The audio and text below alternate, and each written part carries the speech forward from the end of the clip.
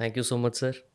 बहुत बहुत बहुत शुक्रिया आपका आने के लिए, क्योंकि मेरे को इतना हम्बल और प्राउड फील हो रहा है आपके सामने बैठ के। मैं लोगों को बता देता हूँ कि आप हो air marshal GS Bedi sir, जिनको प्रेसिडेंट कोविंद ने एक सेना का विशिष्ट मेडल होता है वो भी मिला हुआ है आपको।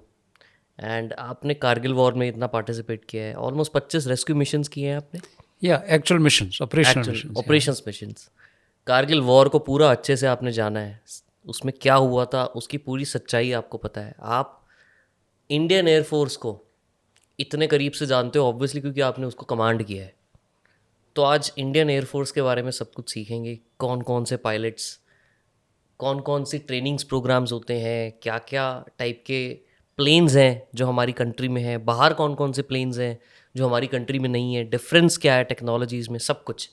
तो thank you for coming here sir. Thank you Nitin, thank you very much for having me. And बहुत अच्छा लगता है आप लोगों से बात करके, और हमारे पास तो कहानियाँ हैं आप, और कहानियाँ सुनाने के लिए हमेशा तत्पर रहते हैं। And thank you very much if you are interested in listening, I am all game. Thank you very much. Thank you sir. शुरू करते हैं इससे कि लोगों को अगर समझना हो कि पूरे भारत के अलावा पूरे वर्ल्ड में टॉप 5 ऐसी कौन कौन सी एयर फोर्सेस हैं जिसको आप टॉप 5 में मानते हो। देखिए, टॉप 5 अगर हम देखें मटेरियलिस्टिकली तो बता सकते हैं। जैसे आप देखिए, USA है, चाइना है, रशिया है, and Indian air force is considered fourth largest air force in the world. Okay, उसके बाद में अगर आप देखें तो साउथ कोरिया, ये जापान, फ्रांस, ऐसे करके जर्मनी, इटली वगैरह आते हैं। ठीक है, तो अगर टॉप 5 की बात करें तो जैसे मैंने बताया, USA, चाइना, रशिया, इंडिया और साउथ कोरिया को गिना जा सकता है। बट एक ना बहुत फैक्ट समझने की बात है। ओके, जब हम रैंकिंग करते हैं ऐसे 1 2 3 4, इतना सिंपल नहीं है ये। क्योंकि अगर मैं आपको एक स्टैंडर्ड उदाहरण दूं, ओके, कि एक रूम है, सपोज 100 लोग हैं उसमें। ठीक है, अब मैं वो नाम लूँगा जो जिनसे हम फेमिलियर हैं, है ना। उसमें सोच लीजिए मिस्टर अदानी हैं, मिस्टर अंबानी हैं, मिस्टर टाटा हैं, मैं हूँ, और फिर कुछ लोग हैं जो मेरे से कम अमीर हैं, मान के चलिए।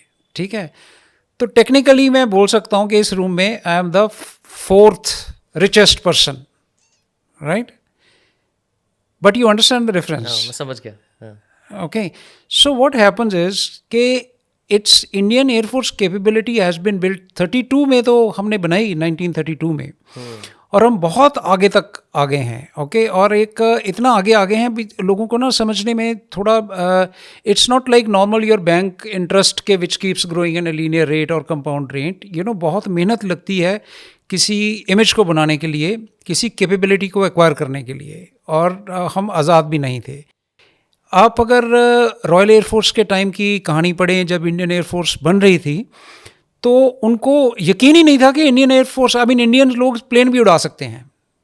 तो जो वॉपिटी वगैरह एयरक्राफ्ट थे उन दिनों में, तो जब इंडियन एयरफोर्स बनी और इन्होंने उड़ाना शुरू किया, सेकेंड वर्ल्ड वॉर से पहले एट्सेट्रा, तो आपको ताजुब होगा कि हमारे जो एयरक्राफ्ट थे ना, हमारे पायलट्स उड़ाते थे, उनके साथ स्ट्रीमर्स बांध देते थे, जो होते हैं ना झंडियों वाले स्ट्रीमर। ओके, ताकि लोगों को आसपास में, जैसे हम गाड़ी के पीछे जो लर्निंग करता है उसके पीछे L लगा देते हैं ना, लर्नर्स लाइसेंस, लोगों को पता लगे कि यार ये सीख रहा है। तो वो कहते थे कि भाई इनसे बच के रहना, ये भारतीय लोग हैं जो उड़ा रहे हैं इस प्लेन को। ओके, अच्छा। ऐसी एक धारणा थी। अब देखिए, वहाँ से लेके अब तक, okay, every air force in the world is dying to do exercise with you, with Indian with Indian air force. Starting from America to UK, मैंने खुद कंडक्ट कराई हुई है इंद्रधनुष एक्सरसाइज जब मैं वहाँ पे पोस्टेड था। Okay, and we are doing exercise with whole lot of countries. And recent एक एक्सरसाइज हुई थी जोधपुर में, सलूर में, एट्सेट्रा। कम से कम 30 कंट्रीज ने हिस्सा लिया उसमें, लोग अपने एयरप्लेन लेके आए। तो ये एक बहुत बड़ी डेवलपमेंट है। ओके, पर वो क्यों उदाहरण दी मैंने आपको, एक खास फ़र्क नज़र आएगा जब हम बोल रहे हैं कि रैंकिंग के, अब USA देखें, चाइना देखें, रशिया देखें, और फिर इंडिया देखें। इनमें क्या, अगर आप एयरक्राफ्ट गिनेंगे तो USA के 13,000 15,000 एयरक्राफ्ट हैं, चाइना जितने कुछ हज़ार हैं लगा लीजिए, आई मीन गिन के। But the fact is in सब लोगों के जो हमसे आगे हैं 3, इनके सबके पास अपने खुद के बनाए जहाज हैं. You know, America flies only the aircraft produced by America. China has got its own aircraft. जैसे भी बनाए उसने, चोरी करके बनाए, कॉपी करके बनाए, जैसे भी बनाए, पर बना रहा है, राइट.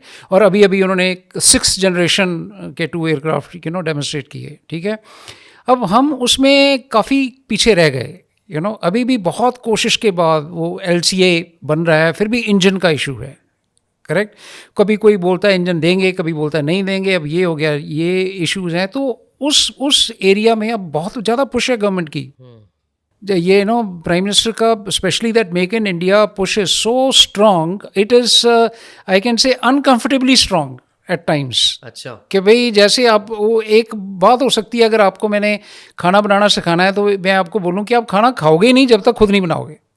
तो एक उस तरह का जज्बा है कि भाई नहीं, ये बनाना ही बनाना है. मैं आपको वॉच कर रहा हूँ, ऐसा नहीं कि मरने दूंगा आपको. मतलब कोई मेडिकल इशू हो जाता है कल को, या आप बिल्कुल ही मरने वाले हैं, तो फिर बाहर से मंगवा के भी खिला देंगे आपको. बट टू स्टार्ट विद ये है कि भाई नहीं, ये जब तक बनाना नहीं सीखोगे आप भूखे रहोगे. तो उस तरह की पुश है अभी, जिससे काफ़ी फ़र्क पड़ेगा. पर अभी जो अगर हम बात करें कि सिर्फ 4th लार्जेस्ट एयरफोर्स को लेके यूफोरिक हो जाएं कि भाई या हम तो बहुत कैपेबल हैं, हम तो बहुत है, इस एक चीज़ को हमेशा ध्यान में रखने की ज़रूरत है. क्योंकि आपके जो बहुत सारा इक्विपमेंट है बोरोड है, बाहर से आता है, आप डिपेंडेंट हैं. तो जब तक ये चीज़ ख़त्म नहीं होगी, आई थिंक ये रैंकिंग का वो सही मायने में कोई मतलब नहीं होगा. मेरा पर्सनल ऐसा मानना है, और खुले दिल से बोल सकते हैं अभी, because I mean I can express myself. But this is the reality that I feel as an academician. And अभी गवर्नमेंट बहुत इस पे जोर दे रही है. तो hopefully these things will change. Not hopefully, I am sure they will change. But जो, चलो हमारा तो 4th की बात हम कर रहे थे कि हम 4th को 4th भी क्यों नहीं मान सकते टेक्निकली. अगर हम पहले 3 की बात करते हैं, उन पहले 3 में ऐसा क्या खास है when it comes to technology? या तो उन तीनों में ऐसा खास है कि जो भी लेटेस्ट टेक्नोलॉजी आती है, जैसे आजकल ना 5th जनरेशन एयरक्राफ्ट की बात करें, जैसे ये F-35, F-22 ऐसे करके एयरक्राफ्ट हैं, बहुत उनमें बहुत कैपेबिलिटीज़ हैं. थोड़ा और बताओ ना डिटेल में कि 5th जनरेशन का क्या मतलब हुआ? ये जैसे हुआ, जैसे ना अब हम बात अगर करें, ये जनरेशन एक किस्म से स्टार्ट हुई कि अगर किसी को बोलना है कि ये जहाज़, जैसे इकोनॉमिकली बोलते थे ना, मिलियनेयर है, बिलियनेयर है, ऐसे करके, तो ऐसे टेक्नोलॉजी एक्सप्लेन करने के लिए एक जनरेशन फिक्स की गई कि किस टाइम पे वो बना एयरक्राफ्ट, उस समय क्या टेक्नोलॉजी थी. अब 1st, 2nd, 3rd जनरेशन ऐसे ये निकल गए. अब जैसे हम LCA की बात करें तो हम मानते हैं कि 4.5 जनरेशन के आसपास है. ठीक है, तो 5th जनरेशन जैसे ये नए एयरक्राफ्ट हैं जिसमें स्टेल्थ के अब क्या क्या नई टेक्नोलॉजीज है. देखिए, आपका रेडार अच्छा हो, आपके पास लॉन्ग रेंज वेपन्स हों, आप उसमें पकड़े नहीं जाएं, रेडार में पकड़े नहीं जाएं. अगर ये क्वालिटीज़ ऐसे हैं तो इनको ऐसे जनरेशनली एडवांस बोला जा सकता है. ओके, जो खास टेक्नोलॉजी, जैसे आप अमेरिका की बात करें तो अगर हम बोलें F-35 या F-22 की बात करें, और रशिया में आ जाएं तो Su-57 वगैरह की बात करें, और चाइना में आ जाएं तो J-20 की बात करें, तो ये जो एयरक्राफ्ट की कैपेबिलिटी है, ओके, ये एडवांस्ड है. ठीक है, अब हमारे पास भी राफेल हैं, पर जैसे बात वो आती है कि बोरोड हैं. करेक्ट. अब जब इंडिया खुद बनाना शुरू करेगा, अब एमका की बात आ रही है, एडवांस्ड जो एयरक्राफ्ट बन रहा है, उसकी QRs लिखी जा रही हैं. ओके, अब जब वो इंडिया खुद बनाएगा और 5th जनरेशन की कैपेबिलिटीज़ लाएगा, ठीक है, तो फिर वो हो जाएगा कि भी हाँ, आपके पास जो मैचिंग कैपेबिलिटी है. ओके, ये आत्मनिर्भरता के ऊपर है. बट जब तक वो नहीं बन रहा है, ऐसा नहीं कि इसको छोड़ दिया है. ओके, वो हम जैसे भी करके अपनी डिप्लोमेटिक रिलेशंस के साथ या फोकस के साथ, वो सारा कुछ है, हमारे पास सामान है जिससे हम इंडिया को पूर्ण सुरक्षित रख सकते हैं. पर एक जैसे भूख होती है, एक जैसे चाह होती है कि भी नहीं, हमें बिल्कुल सब कुछ इंडिया में बनाना है, क्योंकि फ्यूचर जनरेशन का हमने तो ज़िंदगी देख ली एयरफोर्स में, पर जो आगे बच्चे आ रहे हैं उनको वो कैसे उनके आगे वाले बच्चों से कैसे लड़ेंगे अगर ये कैपेबिलिटी डेवलप नहीं होती. तो इसलिए इस पे बहुत ज़्यादा ध्यान देने की ज़रूरत है. बट सर, ब्रेन पावर की तो कमी है नहीं इंडिया में, दिमाग तो हम लोगों के पास बहुत है. इनफैक्ट हमारे ही डॉक्टर्स, हमारे ही इंजीनियर्स यूएस में जाके कंपनीज बिल्ड कर रहे हैं, बिल्कुल। तो कमी कहाँ पे है फिर? कमी एनवायरनमेंट में है। अभी जैसे आपने बात दी, एक पौधा लीजिए जो सिर्फ धूप में उगता है, फलता है, पौधा तो वही है। अब उसको आप छाया में रख छोड़ेंगे तो नहीं फूले फलेगा। आप उसी पौधे को धूप में रख दीजिए तो वो खिल उठता है। अब ये क्या है, हमारे जितने साइंटिस्ट हैं, स्पेस के लगा लीजिए, सॉफ्टवेयर लगा लीजिए, एट्सेट्रा। तो अगर यहाँ पे एनवायरनमेंट नहीं है, अगर बेसिक टेक्नोलॉजी नहीं है, और जो वहाँ उनको मिलती है, एनवायरनमेंट मिलता है, R&D के पैसे हैं, रिसर्च एंड डेवलपमेंट के पैसे हैं, कोई कंपनी या कोई गवर्नमेंट तैयार है कि ठीक है ये खुले पैसे हैं, आप इससे ट्राई कीजिए। देखिए, आप जब ब्रेन की पावर बोल रहे हैं, आप कुछ लेके तो पैदा नहीं हो रहे ना, आपके पास दिमाग है। तो दिमाग क्या है, इनटेंजिबल है। जब तक आप मेरे को बोलिए कि इसके पास बहुत दिमाग है, तो वो दिमाग ट्रांसलेट कैसे हो रहा है प्रोडक्ट में, कैपेबिलिटी में कैसे ट्रांसलेट कर रहे हो आप उसको। आई एम नॉट इंटरेस्टेड इन कि आप पूरी कोई ग्रंथ आपने रिसाइट कर दिया, या आपने वो memory power is a thing of the past, right. Now you have to translate your brain into product, into capability. तो अब वो जो दिमाग की सोच है, जो आपकी ब्रेन पावर है, वो कैसे कैपेबिलिटी में कैसे ट्रांसलेट हो रही है, उसके लिए एनवायरनमेंट चाहिए आपको, उसके लिए रिसर्च एंड डेवलपमेंट फंड चाहिए। अब यहाँ पे क्या है ना, he government has to grow inclusively. देखिए, इंडियन गवर्नमेंट के पास की चैलेंजेस जो हैं बहुत बड़े हैं। You are giving free ration to 80 crore people almost. उसी पे आने वाला था, मुझे लगा पता नहीं आप उस पे बात करोगे कि नहीं ठीक करोगे। है, मतलब नहीं, ये तो फैक्ट है ना। हाँ। ये इस पे तो कोई ओपिनियन वाली बात ही नहीं है, तो ये तो लिस्टेड है। अगर ऑलमोस्ट 80% से ज़्यादा लोगों को आपको फ्री राशन देना पड़ रहा है, और उसके बाद आप ये भी ट्राई कर रहे हैं कि आप चंद्रमा पे कदम रखेंगे, तो डिफरेंस देखिए ना, वास्ट। तो this is the challenge which government has to trade off. अब बहुत ज़्यादा, लेट्स से, आई मीन हम सब चाहते हैं कि गवर्नमेंट को R&D में पैसे लगाने चाहिए, बहुत ज़्यादा पैसे लगाने चाहिए। USA की एग्जांपल देते हैं, हमारे डिफेंस बजट से ज़्यादा तो उनके R&D बजट रहते हैं। एक सिंगल कंपनीज उतना लगाती हैं। पर नाउ आई मीन डिफरेंस देखिए ना, आप $80 बिलियन के आसपास डिफेंस बजट, और वहाँ पे $600 बिलियन। आई मीन कहाँ, कितना गैप है। अभी कल परसों की बात है सर, अभी ट्रम्प जब आए हैं, प्रेसिडेंट, उनकी वो ही है स्वेयरिंग सेरेमनी जो हुई, उसमें उन्होंने कुछ एग्जीक्यूटिव ऑर्डर्स पास किए। आपने शायद नोट भी किया होगा, उस एग्जीक्यूटिव ऑर्डर में एक ऑर्डर है जिसमें उन्होंने बोला है, एक न्यू कंपनी फॉर्म की है जिसका नाम है स्टारगेट।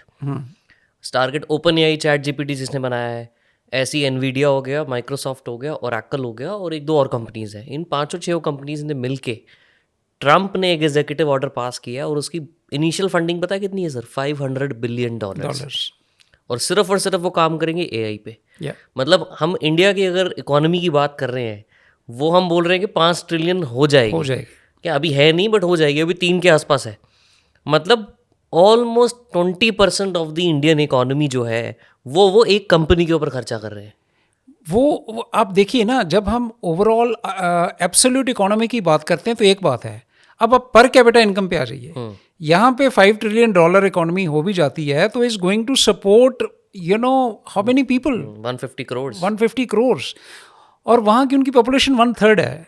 आई मीन इकोनॉमी आपसे तकरीबन मान के चलें कितनी, 4-5 गुना जितनी भी आप ले लीजिए, PPP में लेते हैं या प्योर GDP में लेते हैं, पर पॉपुलेशन 1/3 है। तो आपकी पर कैपिटा तो 15-20 गुना ज़्यादा हो गई ना। बिल्कुल। तो नॉर्मल इन्फ्लुएंस है। अब जब वो पैसे खर्च, जैसे ना वो कहते हैं कि पैसा पैसे को खींचता है, कंपाउंड तो कंपाउंड होता है। तो अगर वो इस चीज़ पे ज़्यादा खर्च कर सकते हैं पैसे, और फिर वो ब्रेन जाएगा वहाँ पे काम करेगा, अपने ही तकरीबन लोग हैं, at every field you will find Indian names. Now they are not Indians, I mean they are probably they were born there, or even some of them have studied there in that environment, or even gone from here, but the names will be something like Indian, right? So यहाँ पे आएगा धीरे धीरे, I mean it will come slowly, because now this is where we have to, when the economy grows, that is why government also pushes के भी कुछ economy बढ़े, ताकि इसको भी थोड़ा ठीक करके थोड़े पैसे R&D के लिए लगाए जा सकें, जिससे नई चीज़ निकले। और जो अपनी प्राइवेट कंपनीज हैं, वो भी ज़्यादा कुछ इसमें घुस नहीं रही हैं। वहाँ पे अगर लॉकहीड मार्टिन है तो वो कितने पैसे लगा देगा हाइपरसोनिक टेक्नोलॉजी बनाने के लिए। स्पेस एक्स देख लीजिए, वो ना ये ऐसे कर लेंगे, बट अपने यहाँ पे हमारी कंपनीज को सिर्फ बेचनी है चीज़, मतलब एक कुछ नया क्रिएट नहीं करना है, एक बनी बनाई चीज़ आनी चाहिए जो कोई बना के ले आए, उसकी मार्केट हो और फिर हम उसको मार्केट करें और फिर करें। तो ये धीरे धीरे लॉट ऑफ हर एक जगह पे इस चीज़ की बात होती है कि भाई प्राइवेट इंडस्ट्री को भी कंट्रीब्यूट करना चाहिए R&D में। Probably mindset will change slowly. India more और less has a trader mindset, not a builder mindset. ये मैं कह सकता हूँ, एक जो मैंने ऑब्जर्व किया है लोगों में भी, कि हम इंपोर्ट करेंगे सामान, यहाँ पे उसको अपनी मार्केटिंग का लेबल देंगे। इनफैक्ट जितने भी मोस्टली D2C कंपनीज है, जो आजकल की न्यू ई-कॉमर्स कंपनीज आ रही हैं, सारे के सारे सामान अपना चाइना से इंपोर्ट करते हैं। यहाँ पे बस वो अपना लेबल लगाते हैं, मार्केटिंग करते हैं और बेचते हैं। Nobody usually thinks about manufacturing at large, कि यार मैन्युफैक्चरिंग में अपना मोट बनाना चाहिए हमें। वही तो डिफेंस की हमारी कैपेबिलिटी है, उससे ही तो हम ग्रो करेंगे। सप्लाई चेन, डिस्ट्रीब्यूशन नेटवर्क वहीं से तो बनेगा। बट एनीवे, वापस मैं आपसे पूछता हूँ कि हम बात कर रहे हैं US की, इसके बाद कौन आता है? China, then Russia, probably China and Russia. Russia और US में क्या फ़र्क है टेक्नोलॉजीज में? रशिया और US में बहुत फ़र्क है, क्योंकि एक तो रशिया भी अपने एयरक्राफ्ट बनाता रहा है। ओके, मैंने रशियन एयरक्राफ्ट भी फ्लाई किए हैं, वेस्टर्न एयरक्राफ्ट भी फ्लाई किया है, मिराज 2000 फ्लाई किया है और मिग 21 फ्लाई किया है। ओके, अब Su-30 बहुत कैपेबल एयरक्राफ्ट है। रशियन जो रशियंस की फ़िलासफ़ी है रगेडनेस, क्योंकि उनके प्रॉबेबली जो एनवायरमेंटल कंडीशंस हैं बहुत टफ़ हैं उस तरफ, तो वो जो मशीन है थोड़ी ज़्यादा रगेड है। जो वेस्टर्न मशीन्स हैं कैपेबल हैं, थोड़ी ज़्यादा sophisticated in the sense luxurious हैं। ओके, जस्ट बेसिकली, और हमारे ऐसे मजाक में बोलते थे कि भाई रशियंस ना एयरक्राफ्ट बना देते हैं, फिर उनको याद आता है कि ओह पायलट भी बैठना है कहीं तो फिर पायलट को बीच में बैठा देंगे। Ergonomically they may not be as user friendly, things are changing, but I am talking of my era. Okay, like we change from MiG 21 to Mirage 2000, it was world of a difference. और western philosophy क्या है, लोग बोलते हैं वो पहले pilot को बिठाते हैं और फिर एयरक्राफ्ट उसके अराउंड बनाते हैं कि भाई ये कैसे, इसको क्या दिखना चाहिए, कैसे दिखना चाहिए, कहाँ पे स्विच होना चाहिए, कहाँ पे हमारे ये होटैस ना hand on throttle and stick concept होता है। ओके, कि आपको आप जैसे फ्लाई कर रहे हो, आपको हाथ उठाने की ज़रूरत भी नहीं पड़ती कोई स्विच ऑन करने के लिए। Everything is on your stick and throttle. और ये मैं बात कर रहा हूँ जब मैंने मिराज 2000 में कन्वर्ट किया अबाउट 89, ओके, आई मीन आज से 36-37 साल पहले। ओके, तब ये आए थे। अब तो बहुत, आई मीन अगर आप ये राफेल वगैरह देखें तो out of the world aircraft है। सो बेसिकली दिस, और जो टेक्नोलॉजी देखिए, जो वेस्ट में टेक्नोलॉजी डेवलप होती है ना, बहुत सब लोगों को इमीडिएटली पता चल जाता है, because their press their etcetera is very open. Whereas China के बारे में या रशिया के बारे में it's very very limited, because their language, you have to make an effort to know that language and then find out and dig deep etcetera, और फिर वही बाहर आता है जो वो बताते हैं, वो बताना चाहते हैं। तो ये काफ़ी एक फ़र्क है। So that is what, but I would say overall if you look at it ना very as a bird's eye view और et cetera, so there is numbers will vary, there फिर एक इकोसिस्टम होता है। सिर्फ एक ना, आप सिर्फ एक जहाज़ को एक जहाज़ के साथ कंपेयर नहीं कर सकते। उस जहाज़ के पीछे क्या पावर है, power in the sense technological power क्या है, अब उनके कम्युनिकेशन सिस्टम्स कैसे हैं, कमांड एंड कंट्रोल सिस्टम कैसे हैं, ओके, डिसीजन टेकिंग कैसे होती है, एट्सेट्रा एट्सेट्रा, मीन्स उसकी यूटिलिटी कैसे होगी, उस पर भी डिपेंड करता है। क्योंकि मैन बिहाइंड द मशीन जैसे हम बोलते हैं, तो अभी मैन बिहाइंड द मशीन की बजाय मैं बोलूँगा कि पूरा सिस्टम बिहाइंड द मशीन वो क्या है, वो उस पर डिपेंड करेगा। अब 2 पिस्टल रख दीजिए बराबर क्वालिटी के, तो एक बंदा है जो मार्क्समैन है, उसको लोग बताने वाले हैं, कोई टेलीस्कोप से देख रहा है कहाँ पे टारगेट है, और एक बंदा है जो सिर्फ अपने आप है, अपनी आंखों के ऊपर मुनसर करता है उसका। तो फिर कैपेबिलिटी दोनों की डिफरेंट हो जाएगी ना suddenly. Correct, ultimate capability. Correct. So ये इन चीज़ों का काफ़ी फ़र्क पड़ता है। आपने पर्सनली कौन कौन से फ्लाई किए हुए प्लेन्स? मैंने, I mean apart from training aircraft जो हम सभी करते हैं, ओके, ऑपरेशनल 3 तरह के जहाज़ बोल लीजिए। वन एक MiG-21 बिस थे जो पहले थे, उसके बाद में फिर बाइसन हमने अपग्रेड किया उसको, हेड अप डिस्प्ले वगैरह या लॉन्ग रेंज मिसाइल्स उसमें की, वो किया, और फिर मिराज 2000 एक्सटेंसिवली फ्लाई तीनों किया। रशियन है? नहीं, मिराज 2000 फ्रेंच है। हाँ, फ्रेंच है। हाँ, तो मिराज 2000 फ्रेंच है, और ये MiG-21 ऑफ कोर्स रशियन है। And MiG-21 also, for its own time, for its own role, for its own task, was wonderful aircraft. The people who have flown MiG-21 love it, in spite of the adverse publicity that it gathered over a period of time. It was wonderful to fly. This was a pilot's aircraft. Like you could fly. It did not do too many things automatically or on its own. But क्या experience होता है एक plane जब आप fly करते हो, खासकर operations में? देखिए, प्लेन जब फ्लाई करते हैं तो एक्चुअली ना, आप देखें तो every day it's a war situation, because सिर्फ आप पे मिसाइल्स नहीं आ रही, बाकी आप अपने आप को बिल्कुल उसी कंडीशन में डाल रहे हो जैसे आप वॉर के टाइम डालेंगे। Mean you are taking off, you are manoeuvring, you are doing exercises. That is why अगर आप स्टेटिस्टिक्स देखें तो पीस टाइम में भी काफ़ी लॉसेस होते हैं हमारे एयरक्राफ्ट के। अगर कंबाइन करें तो प्रॉबेबली एक पीरियड को लेके चलें या एक वॉर पीरियड को लगें, तो पीस टाइम में losses are there, because it is a little inherently, I won't call it dangerous, but it's risky, because it's a different kind of environment. Car accidents भी होते हैं, ओके पर ये feeling उसमें बिल्कुल प्रोफेशनल होती है, बिकॉज यू आर ट्रेंड, आप ना धीरे धीरे चल रहे हो। लाइक ऐसा नहीं है कि मैं कल तक कुछ नहीं कर रहा था और अचानक मेरे को उठा के एयरक्राफ्ट में डाल दिया, तो वो एक्सपीरियंस डिफरेंट है। अगर कोई आपको एक एयर एक्सपीरियंस सॉटी के लिए लेके जाता है ना, और उसका क्या एक्सपीरियंस है, कुछ समय के बाद शुरू में बिल्कुल होगा कि ये बिल्कुल अलग बात है। हम थिएटर में जाते हैं, राइट, पिक्चर देखने, आप पहली बार पिक्चर देखते हो कि आपका एक्सपीरियंस है, और एक बंदा है प्रोजेक्टर के पीछे जो चला रहा है उसको दिन रात, उसको आप पूछिए यार पिक्चर देख के कैसा लगता है, वो क्या बताएगा आपको?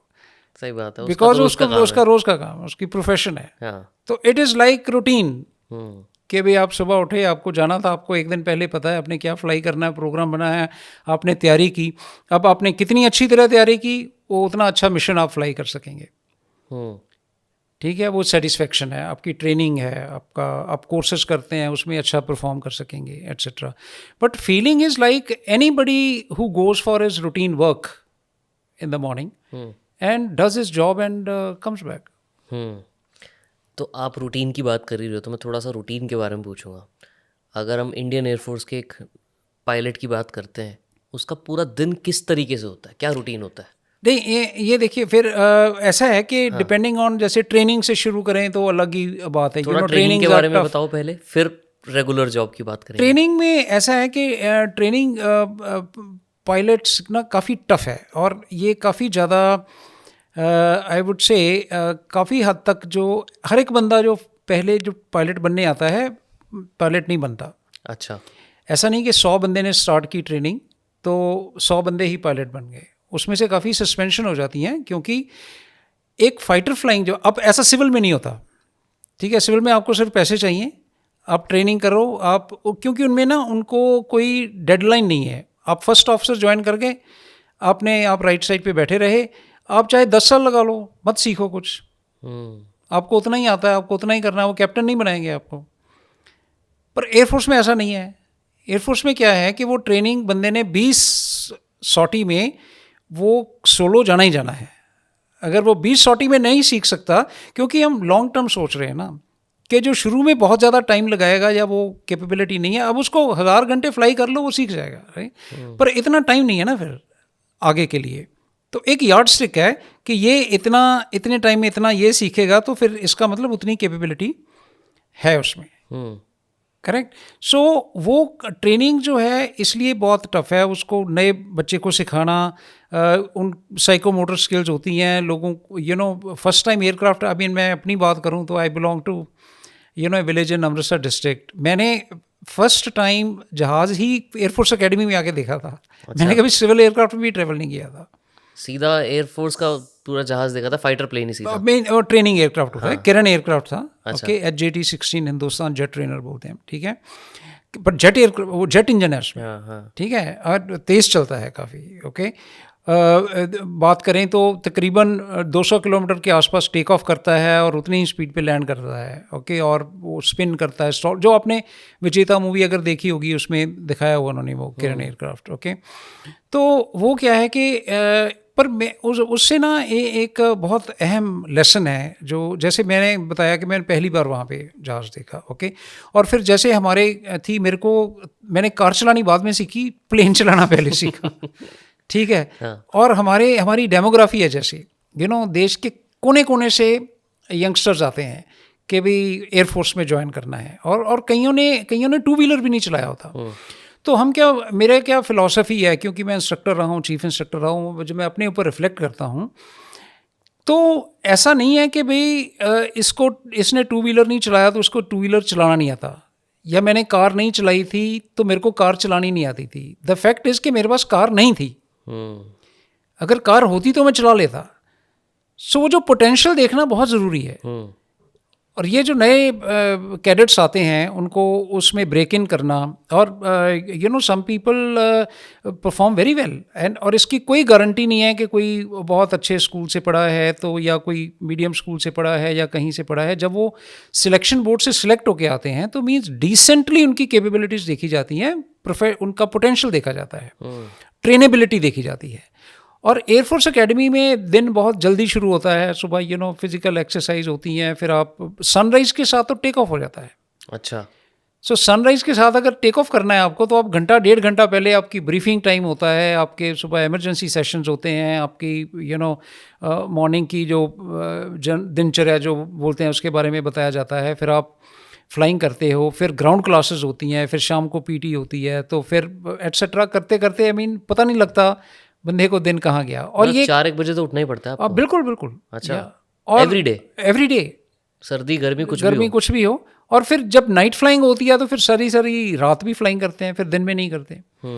तो ये जब नॉर्मल आप स्क्वाड्रन में आ जाते हैं, ऑपरेशनल स्क्वाड्रन में आ जाते हैं, तो समथिंग सिमिलर, दो it is not that like a training institution, but शुरू में वैसा ही होता है। हमारे जैसे ORP होती है, एक ऑपरेशनल रेडीनेस प्लेटफॉर्म होता है।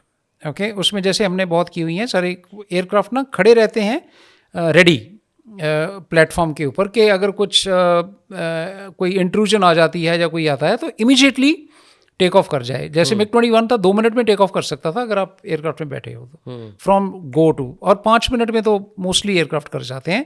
आपके बंकर में हो, आप बैठे हुए हो, शायद मैं TV देख रहा हूँ, वो जैसे हूटर बजा वहाँ से भाग के चढ़ के एयरक्राफ्ट में बैठ के स्टार्टअप करके 5 मिनट में आप टेक ऑफ कर सकते हो। चाहे आप कहीं भी हो, आपको पहुंचना है।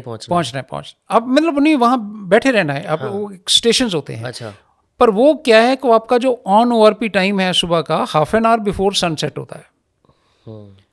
तो अब अगर हम गर्मियों की बात करें तो बहुत जगह पे तो 5-5:30 बजे तो सनराइज हो जाता है। सनराइज की बात कर रहा हूँ। Half an hour before sunrise आपको ऑन स्टेशन होना है। तो उसके आधा घंटा पहले, 1 घंटा पहले तो आपको आके सेट शूट करना पड़ेगा। और आपके टेक्नीशियन देखिए आपसे भी पहले आते हैं। 3-3 बजे रिपोर्टिंग होती है इन लोगों की सुबह मॉर्निंग मिशन के लिए, जो एयरक्राफ्ट को तैयार करते हैं। और फिर आप आज श्रीनगर में अगर आप कर रहे हैं तो फिर -8 डिग्री टेम्परेचर है, ठंड है। अगर आप किसी मेटल की चीज़ को हाथ लगा दोगे तो जम जाएगा वहीं पे, तो ये कंडीशंस हैं सारी। ओके, फिर रात में है तो पूरी रात में आप जग रहे हैं, क्योंकि आपको अलर्ट रहना है।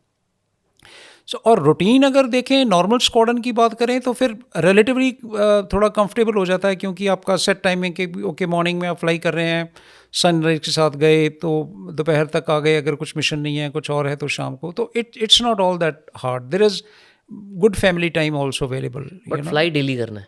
फ्लाई डेली करना है ऑलमोस्ट, डिपेंडिंग ऑन के आपके कितना टास्क है आपका। तो टास्क क्या होता है? अगर मतलब कोई वॉर नहीं चल रहा, कोई वॉर नहीं नहीं, तो ट्रेनिंग टास्क होता है। हर एक एक चीज़ को रखने के लिए, क्या उसको बोलते हैं, मोशन में रखने के लिए या रेडी रखने के लिए उसको चर्न तो करते रहना पड़ेगा। तो हमारी फ्लाइंग की ऐसे वो होती हैं कि भी इतनी देर में आपको करना ही करना है, नहीं तो आपको फिर ड्यूल चेक देना पड़ेगा। जो 30 दिन के अंदर अगर आपकी ब्रेक हो गई, तो जैसे लोग छुट्टी जाते हैं, कोई लंबी या कुछ और मेडिकल रीज़न हो गया तो ऐसे करके breaks, otherwise practically every day और every second day you have to You have to fly. Yeah. And for how long? For how long in the sense in the career? नहीं as in मतलब अगर मैं आज fighter plane चला रहा हूँ तो कितनी देर का मेरा सेशन होगा? वो एक डिपेंड ऑन द सॉटी, किस जहाज है, मतलब ये आप आधे घंटे से लेके 10 घंटे तक का मिशन कर सकते हो। अब जैसे सुखोई 30 है, पुणे से टेक ऑफ करते, एयर टू एयर रिफ्यूलिंग आ गई है अभी तो। अच्छा, तो अब लैंड भी नहीं करना पड़ता फ्यूल लेने के लिए। सो आप पुणे से टेक ऑफ करके अंडमान निकोबार में मिशन करके वापस आ सकते हो।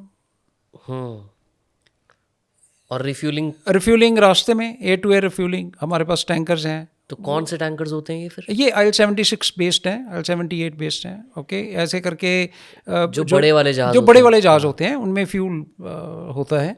और वो ऐसे देखा होगा आपने, वो एक प्रो निकलती है, वो एयरक्राफ्ट में फिट होती है, तो उससे वो फ्यूल इनटेक लेके फिर अपने मिशन में चले जाते हैं। तो वो सारा प्लान्ड होता है दोनों। लेकिन जो प्लेन्स हैं उनको सेम वेलोसिटी पे आना पड़ता है। बिल्कुल स्पेशल एक्सरसाइज है, स्पेशल क्लियरेंसेस होती हैं।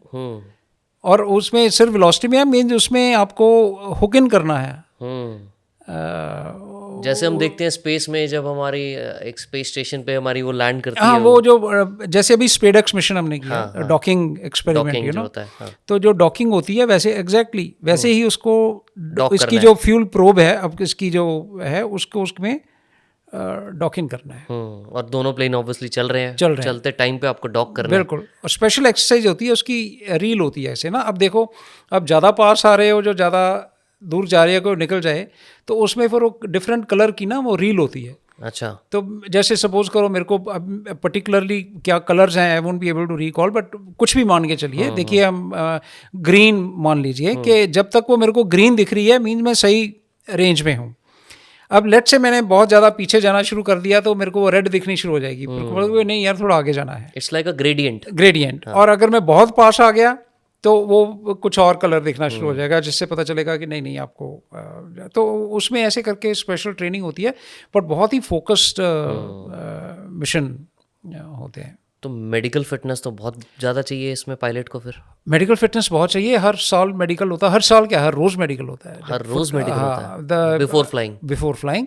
और मेडिकल होता है मीन्स ऐसा नहीं कि पूरा होता है, डॉक्टर रहते हैं available, and every pilot is responsible to declare his own fitness. मेरे को आके एक रजिस्टर उस पर साइन करना है कि I am fit to fly today, और रैंडम चेक डॉक्टर किसी को भी कर सकता है। यू नो, बहुत सिर्फ मेडिकल फिटनेस नहीं, I mean you have to be careful that you are not under the influence of any alcohol और एनी सब्सटेंस और समथिंग लाइक दैट। सो इन सब चीज़ों का भी ध्यान रखना पड़ता है, क्योंकि ज़माना बदल रहा है। You know, the youngsters are very different, you know, the crowd is different, their requirements are different. तो ये सारी चीज़ें अभी इतना नहीं था हमारे टाइम पे, बट अभी I think all these things have been put into place. But अब ये आपने नॉर्मल ऑपरेशंस के टाइम की बात बताई, ट्रेनिंग की बात बताई, ठीक है। जब ऑफिसर्स की रैंक बढ़ने लग जाती है तो उस टाइम पे उनका क्या काम चेंज हो जाता है और क्या कम हो जाता है? जैसे आप from worker class, let's say you get into managerial positions, okay, तो जैसे आप पहले स्क्वाड्रन पायलट हैं, आप flying officer is the first rank, okay, तो आप flying officer, flight lieutenant, squadron leader, wing commander तक आप स्क्वाड्रन में रहते हैं, तो नॉर्मल फ्लाइंग करते हैं, बिल्कुल नॉर्मल फ्लाइंग करते हैं। फिर आप CO बनते हो, कमांडिंग ऑफिसर, ग्रुप कैप्टन होता है, ठीक है। अब जो स्क्वाड्रन में हैं ग्रुप कैप्टन, वो वैसे ही फ्लाई करते हैं जैसे नॉर्मल यंगस्टर फ्लाई करते हैं, सेम, नो डिफरेंस। पर सेम ग्रुप कैप्टन रैंक्स के हमारी कमांड हेडक्वार्टर्स में आ जाते हैं, एयर हेडक्वार्टर में आ जाते हैं, या कई विंग कमांडर लोग भी वहाँ पे होते हैं।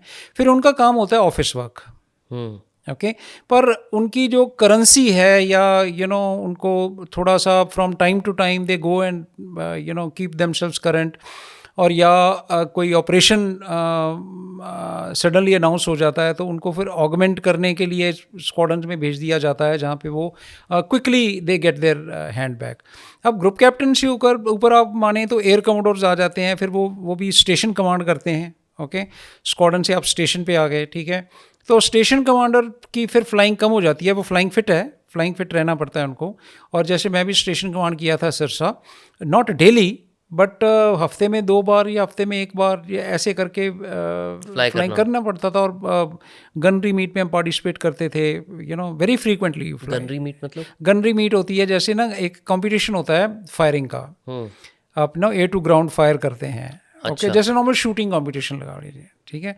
सो ऐसे कॉम्पिटिशन्स में भाग लेते हैं। तो you are flying but you are firing also? You are firing also, everything you are doing, I mean like a normal squadron pilots but at a much reduced frequency.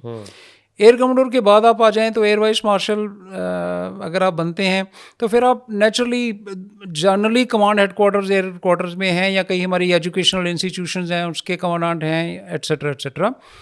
तो जो air vice marshal let's say training में है, air force academy में है, okay, deputy commandant है वहाँ पे, वो भी फिर उनकी फ्लाइंग रेगुलर ही रहती है।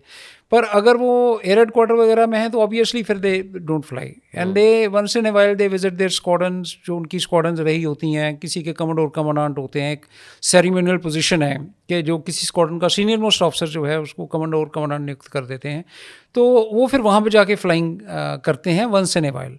सिमिलरली फिर अगर एयर मार्शल बन जाते हैं तो फिर आपका मैनेजिंग द एयरफोर्स का जो काम है, देखो सभी फ्लाइंग करना शुरू कर देंगे तो इनको डायरेक्शंस कौन देगा, मैनेज कौन करेगा, है ना। पॉलिसीज बनती हैं, कैसे प्रोक्योरमेंट्स होती हैं, अब जहाज़ खरीदने हैं, इक्विपमेंट खरीदना है, और कितने डिफरेंट ब्रांचेस हैं एयरफोर्स में ना। अपनी फ्लाइंग ब्रांच है, आपकी टेक्निकल ब्रांच है जिसमें इलेक्ट्रॉनिक्स इंजीनियर हैं, मैकेनिकल इंजीनियर हैं, ओके, आपकी लॉजिस्टिक्स ब्रांच है, आपकी एडमिनिस्ट्रेशन ब्रांच है, ओके, आपकी एजुकेशन ब्रांच है।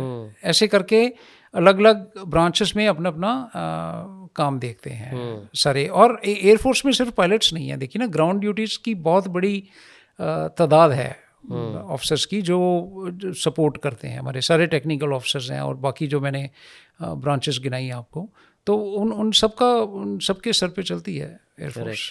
बट जैसे आप एयर मार्शल रिटायर हुए हैं, राइट, तो आपका मेनली फिर काम होता था पूरा बस मैनेज करना, देखना पूरे ऑपरेशंस को कि एयरफोर्स में आज क्या चल रहा है, क्या हमें करना है आगे, area wise. What happens just because there is not only one air marshal, बड़ी एयरफोर्स है, करेक्ट।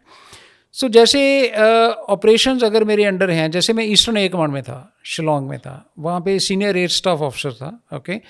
तो वो क्या है कि जितनी फ्लाइंग है, जो ऑपरेशनल फ्लाइंग है, चाहे वो फाइटर्स हैं, चाहे हेलीकॉप्टर्स हैं, चाहे ट्रांसपोर्ट्स हैं, चाहे आपकी मिसाइल्स हैं, चाहे जो भी हैं, वो उन सब की जिम्मेदारी आपकी बनती है, ठीक है, कि आप ये उसको रेडीनेस स्टेट पे रखना, पायलट्स का ट्रेनिंग स्टेटस क्या चल रहा है उसको मॉनिटर करना। आपके पास सब स्टाफ है बहुत ज़्यादा, आई मीन ऐसा नहीं है कि आप स्टाफ हंग्री हो, बट इन सब चीज़ों की फिर मॉनिटरिंग आपकी होती है। आप ट्रैवल करते हो, आप स्टेशंस पे जाते हो, आप फिज़िकली देखते हो, एक्सरसाइजेस करवाते हो, तो इन चीज़ों में सारा काम जाता है। और ऐसी हमारी डिफरेंट कमांड्स हैं, हर कमांड में इस रैंक के ऑफिसर्स हैं डिफरेंट कैटेगरी में। मैं आपसे कारगिल की जो आपने रेस्क्यू मिशंस किए थे वो तो पूछूंगा, वो बहुत इंटरेस्टिंग है, मुझे पता है। बट मुझे थोड़ा सा वो जो आपने बात बोली थी कि यार मैंने तो सीधा जाते पहला ही एयरक्राफ्ट देखा था जब मैं अपनी पहली बार ट्रेनिंग पे गया था, सिरसा में आप बात बता रहे थे, क्या एक्सपीरियंस था, आपको याद है वो दिन? नहीं, ये वो एयरफोर्स एकेडमी हैदराबाद की बात है। अच्छा, डिंडीगुल, हाँ डिंडीगुल, सिरसा तो कमांड किया मैंने। अच्छा, करेक्ट। तो डिंडीगुल में एयरफोर्स जब एयरक्राफ्ट देखा तो डर कहना और होगा, बट एप्रीहेंशन होती है जैसे कि ये कैसे होगा, कैसे पायलट बनेंगे, ओके। तो वो थी, एप्रीहेंशन बहुत ज़्यादा थी, और जब शुरू में किया लगता था कि नहीं होगा। तो आपके साथ लेकिन कोई और होगा ना उस प्लेन में? इंस्ट्रक्टर होते हैं, आई मीन अकेले तो नहीं। आपको जैसे मैंने बोला 20 सॉटी के बाद आपको अकेले जाना होता है। अगर आप उस काबिल नहीं बनते हो तो फिर आपको हटा दिया जाता है, ठीक है, फिर आप कुछ और करेंगे। आप कितनी सॉटी में पहुंच गए थे? ये सेम 20 सबको करना पड़ता है, 20 सॉटी की, हाँ वो सेट है, सिलेबस है। अच्छा, ठीक है। और अगर वो 20 में नहीं कर पाते हो तो आपको 1-2 एक्सटेंशन मिलती हैं, विच आई वाज फॉर्चुनेट कि I did not need that, okay. और वो करते करते और आंखें बंद करके भागने वाली बात थी। जैसे बोलते हैं ना कि मिल्खा सिंह की स्टोरी सुनाते हैं लोग, I mean I am not nowhere close to that, but एक उदाहरण के तौर पे इतना डर था कि यहाँ से अगर वापस चले गए तो मुश्किल है, मेरे को ये करना ही करना है। और वो इतना आंखें बंद करके भागे और मेहनत की. I mean I am proud to say that I finally passed out with the best in flying trophy in my course. पहली बार जहाज से लेके वो अचीवमेंट बहुत बड़ी थी. मेरे को खुद यकीन नहीं था कि ये होगा, पर वो एक मेहनत, एक टारगेट. और यही this is what I want to tell lot of youngsters. You know, पता क्या होता है, हर कोई बंदा कोई काम स्टार्ट करता है पैशन के साथ. ओके, ये तकरीबन 90% लोगों के साथ होगा ये, कि आप एक कुछ काम करते हैं, आपको लगता है कि मेरे को यही करना है. Okay, but half way you start feeling कि शायद ये नहीं करना था, गलत जगह पे आ गया यार, this is not what I wanted. Because it's not easy. When ever your hobby becomes your profession, the things change. It is a different thing to take pictures as a hobby or photograph, but if that photography becomes your profession, जिसमें से आपको पैसे कमाने हैं, तो फिर different ball game है. फिर आप कंपटीशन में आ गए. करेक्ट. फिर आपको परफॉर्मेंस रिलेटेड हो गया, फिर ये फन रिलेटेड नहीं है. Then you have to perform. So when you have to perform, it's a different ball game. तो इसे ही फ्लाइंग में कई बार दिमाग में आया कि ये नहीं होगा ये, बट वो फिर आप जैसे होता है ना कि आप चलते रहो कि देखेंगे क्या है, और मेहनत करके, और फिर वो हो जाता है. तो मैं कई बार सलाह देता हूँ यंगस्टर्स को कि आप जब भी आपको ऐसा फील हो, एक बार ज़रूर सोचो कि यार जब आपने शुरू किया था तो क्या फीलिंग थी, आपको अच्छा लग रहा था तब, और अब क्या हो गया. अब नाउ इट इज़ नॉट कि आपको अच्छा नहीं लग रहा, आप उसको कर नहीं पा रहे हो तो इसलिए आप छोड़ रहे हो. तो अगर आपको वो दिमाग में आ जाता है कि आप क्यों छोड़ रहे हो, अच्छा ना लगना एक बहाना बन जाता है कि नहीं this is not what I want. Okay, आपको अच्छा लगा था तभी तो शुरू किया आपने, तो उसको थोड़ा टाइम दीजिए और. Okay, and things just turn out better. इसी पे ना सर मैं आपको एक बात बताता हूँ, मतलब I am nowhere close to what you have done और अचीव्ड. कंपेयर करना भी बहुत मुश्किल होगा और मतलब बनता भी नहीं है, बट फिर भी मैं एक एग्जांपल बता रहा हूँ क्योंकि काफ़ी सारे शायद जो यंगस्टर्स हैं वो रिलेट कर पाए मे बी इस बात से. इनफैक्ट जो मेरे से अभी आपसे पहले भी एक आदित्य राज कौल हैं, वो काफ़ी बड़े जर्नलिस्ट हैं, TV9 पे आते हैं वो, और उनके साथ भी यही बात हो रही थी मेरी. तो काफ़ी लोग क्या करते हैं ना, पॉडकास्ट का या कंटेंट क्रिएशन का एग्जांपल अगर लूँ, तो लोग शुरू करते हैं जोश जोश में कि मेरे को पॉडकास्ट बनाना है. क्या है, एंड होता क्या है, 90% ऑफ द लोग 3 एपिसोड भी रिलीज नहीं करते, क्योंकि उनको थर्ड तक आते आते ही इतना थकान हो जाती है कि यार क्या करें क्या नहीं करें. जो 10% बचे, उसमें से 90% लोग 10 एपिसोड तक नहीं पहुंच पाते. मतलब आप सिर्फ 1% में पहुंच जाओगे, टॉप 1% में, अगर आप सिर्फ 10 एपिसोड रिलीज कर देते हो तो. बिल्कुल. और बहुत बार लगता है आपको कि यार छोड़ देते हैं, क्योंकि जब आप इतने अच्छे अच्छे लोगों को बुलाओगे, उनसे मिलते हो, उनको भी फील कराते हो कि यार हम आपके लिए मेहनत कर रहे हैं, और वो भी आपके लिए इक्वली उतना टाइम निकालते हैं, सब कुछ करते हैं, जस्टिस के साथ बात करते हैं पूरी, और उस पे मान लो वर्स्ट के सिनेरियो नहीं आते व्यूज़, क्योंकि आपके हाथ में नहीं है, आपने सब कुछ कर दिया, नहीं हुआ, मेहनत का रिजल्ट नहीं आया, राइट. तो क्या होता है, आप बहुत ज़्यादा एम्बैरेसमेंट फील करते हो, आपको बुरा लगता है, यार सामने वाले को भी लग रहा होगा यार इसने तो मेरे को ये बोला था और कुछ हुआ नहीं. आप गिव अप करने के चांस में होते हो. बट देन अगेन, जो आपने बोला ना कि शुरू क्यों किया था, शुरू इसलिए थोड़ी किया था कि व्यूज़ चाहिए हमें, शुरू इसलिए किया था कि हम अच्छे लोगों के साथ बैठ के मिल के बातें कर सकें और उस नॉलेज को 100 लोगों तक पहुंचा सके. तो वही बात है, अगर कंसिस्टेंटली लगे रहोगे ना, बिल्कुल तो गेम बन जाएगी. बिल्कुल आपकी सही बात है. और it is very unfortunate that we give at times we give more weightage to people who are not there than who are there. आप एक व्यूज़ की बात की, आप जो एक्स व्यूज़ हैं, you should be thankful to them. Exactly. कि ये इन्होंने तो देखा. ये भी मेरी, अब मैं खड़ा हो जाऊं यार इधर बाहर, 10 लोग भी नहीं इकट्ठे होंगे मेरी बात सुनने के लिए. अगर मैं बोलूँ ना इधर आओ यार मेरे को कुछ बोलना है, तो कौन सुनेगा यार बात.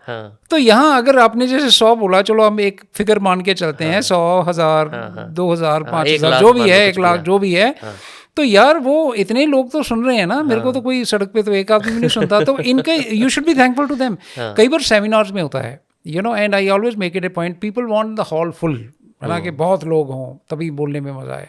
कई बार होता है, कई बार नहीं होता है, because it depends on the time, it depends on people's commitment. But I always relate, I feel thankful to the people who are there. I cannot do disservice to their presence by lamenting about the absence of people who didn't come. Correct. Who didn't come, they didn't come. Yeah. ये जो आए हैं, इनके लिए important है। और अगर आप सेम पैशन उनके लिए नहीं डालते हो जो आप फुल हॉल के लिए डालते, तो फिर वो गलत बात है, क्योंकि ये तो अपना टाइम निकाल के आ गए ना। He wants to listen to the same thing which you had plan. तो वो इमटेरियल है। वो ये चाहे आपको एक आदमी सुन रहा है या आपको 10 आदमी सुन रहे हैं या जितने भी सुन रहे हैं, वो आपका काम, you have to give your 100% and I am happy to know that you followed that. But ये हर एक प्रोफेशन में है। तभी half way people leave and they feel कि नहीं ये मेरा नहीं था, फिर वो कहीं भी सक्सीड नहीं होते हैं। बट एक वो जैसे वो बोलते हैं लगे रहो एक राह पकड़ एक चला चल टाइप, यू नो, एंड फिर वो मधुशाला पाई जाते हैं लोग। बिल्कुल। बट पायलट की हम बात कर रहे थे, जैसे पायलट की शॉर्टेज भी है अभी इंडिया में। पायलट की शॉर्टेज है। अब अगर आप डिफेंस की बात करते हैं या ओवरऑल एयरफोर्स की बात करो, एयरफोर्स की बात करते हैं, वही वो एयरफोर्स की बात ही कर रहा हूँ कि पायलट शॉर्टेज है और तकरीबन रहेगी, यू नो, सब कंट्रीज में रही है। कोई इंडिया अलग से। क्या रीज़न है? पॉपुलेशन तो इतनी है अपने पास। नहीं, पॉपुलेशन इतनी है, बट क्या लोग प्रोफेशन चूज करते हैं, हमारी यू नो ट्रेनेबिलिटी कितनी है लोग। अब इसमें क्या होता है शॉर्टेज, आई टेल यू, आपको बोला जाता है आपका कार्डर है ना। आप एक एस्टेब्लिश्ड कार्डर है बाई गवर्नमेंट ऑफ इंडिया कि आप कोई फिगर पकड़ के चलो कि 1000 बंदे आप रिक्रूट कर सकते हो एज ए पायलट। अब 1001 नहीं कर सकते क्योंकि ऑथोराइज नहीं है, ठीक है। अब उस 1000 में से, और उसके हिसाब से आप अपनी ट्रेनेबिलिटी सेट करते हो, अपनी एकेडमी सेट करते हो, अपना स्टाफ लगाते हो, अपना सब कुछ करते हो, एक वाया मीडिया बनाते हो, ठीक है। अब क्या होता है, ये 1000 लोगों में से कुछ लोग छोड़ना शुरू कर देते हैं फॉर डिफरेंट रीज़न। किन्हीं की फैमिली कमिटमेंट हो जाती है, किसी को कुछ और करना है, किसी को यू नो कोई प्रमोशन वगैरह नहीं मिली तो वो बोलते हैं कि बार सिविल में फ़्लाई कर लेंगे, या वैसे ही सिविल में फ़्लाई करना चाहते हैं। ज़रूरी नहीं, हमारे बहुत ब्रिलियंट लोग हैं जो they were doing very well in the air force, but they still decided कि नहीं हमें बाहर जाके फ़्लाई करना है, ठीक है, फॉर वॉट एवर रीज़न। तो ये जब शॉर्टेजेस आती जाती हैं, ये एक्यूमुलेट होते जाती हैं, और अब ईयर ऑन ईयर वो ज़्यादा लोग इंडक्ट नहीं कर सकते। जैसे 100 लोग छोड़ के चले गए या 200 लोग छोड़ के चले गए, तो ये नहीं कि मैं अगले कोर्स की नफरी जो है वो 200 से बढ़ा दूँ। 6 महीने लगते हैं एक पर कोर्स को पास आउट होते हुए, तो मीन्स आप साल में 2 बार ही पासिंग आउट करते हो, ठीक है। और अगर एक साल में मेरे को 200 लोग छोड़ के चले गए, तो ऐसा नहीं है कि हर 6 महीने में मैं 100 को एक्स्ट्रा इंडक्ट कर लूँ, क्योंकि वो ट्रेनेबिलिटी नहीं है, वो आपकी कैपेसिटी नहीं है, और उतने लोग यू नो अवेलेबल भी नहीं है आने के लिए, यू नो एक पार करनी पड़ती है हद, ठीक है। तो उससे क्या है कि थोड़ी शॉर्टेजेस एक्यूमुलेट होती जाती हैं, फिर आप एक जगह पे फिक्स हो जाते हो कि 300-400 की पायलट शॉर्टेज है, जो फिर थोड़ी केटर हो जाती है, क्योंकि आपके पास कॉकपिट वैकेंसीज अगर हैं, अगर कुछ ऐसी कंटीजेंसी आती है, तो फिर आपका स्टाफ होता है जो अलग जगह पे, जैसे मैंने बोला ग्राउंड ड्यूटीज़ कहीं एयर हेडक्वार्टर्स में, कमांड में से, वहाँ से आप निकाल सकते हो। ट्रेनिंग इंस्टीट्यूट बंद कर सकते हो थोड़ी देर के लिए। वहाँ पे हमारे कम से कम 100-150 इंस्ट्रक्टर तो ट्रेनिंग इंस्टीट्यूट्स में ही है जो सिर्फ ट्रेन कर रहे हैं लोगों को, तो ऑपरेशनली फिर वो अवेलेबल हो जाएंगे, तो ऐसे करके करना पड़ेगा। अब ये क्या है कि जो पहले ना पता क्या है, इतनी सिविल एविएशन की बूम नहीं थी जब हम भी यंगस्टर थे। कमर्शियल की बात करें तो नहीं था, एक आधी इंडियन एयरलाइंस की फ़्लाइट जाती थी, अब प्राइवेट एयरलाइन तो थी ही नहीं कोई, ठीक है। तो उनको उतने ही पायलट चाहिए होते थे, उतना ही था, तो वो एक सेट सा चल रहा था। बट जब से ये एविएशन की बूम आई है, and you know the now we are very you know comfortable people. ये 7th pay commission has done wonders, it is you know it's made people very comfortable. 8th भी आ रहा है, ठीक है। So this is made comfortable. पर उसके पहले ना एक टाइम था नितिन, जब ratio of what you were getting in the Air Force and what commercial pilot were paying you, these people are paying you, were almost close to 1:7, 1:8. So which was a huge gap. Right. And civil industry wanted ready-made pilots, you know, कि जो फटाफट आए और सीधा captain बनाना शुरू कर, यहीं से सोर्सिंग कर लेते थे, यहाँ से सोर्सिंग कर लेते हैं, ठीक है। तो उस चक्कर में काफ़ी लोग यू नो छोड़ के चले गए, तो एक वो डेंट जो पड़ा वो थोड़ा चल रहा है अभी। यू नो बड़े हाई लेवल पे ब्रीफिंग होती हैं, बहुत एफर्ट किए जाते हैं कि कैसे इसको किया जाए। मैं खुद पर्सनल ब्रांच में रहा हूँ, यू नो 1-1.5 साल, जहाँ मेरा काम ही यही था, ये देखना। मैं डिफेंस मिनिस्टर तक जाके ब्रीफिंग्स की हैं कि क्या क्या किया जा सकता है, क्या मॉडल्स एडवांस कंट्रीज़ ने फॉलो किया, कि हमें कुछ रिटेंशन बोनस देना चाहिए इन पायलट्स को कि भाई रुक जाओ। But what happens is then you start this retention bonus, different arguments है। that then you're putting premium on someone who wants to leave. Should you be doing that? I want to stay. तो मेरे को आप नहीं दोगे, and आप बोलो कि मैं छोड़ के जा रहा हूँ तो उसको दे दोगे, तो ऐसा नहीं, फिर देना पड़ेगा तो सबको देना पड़ेगा. करेक्ट.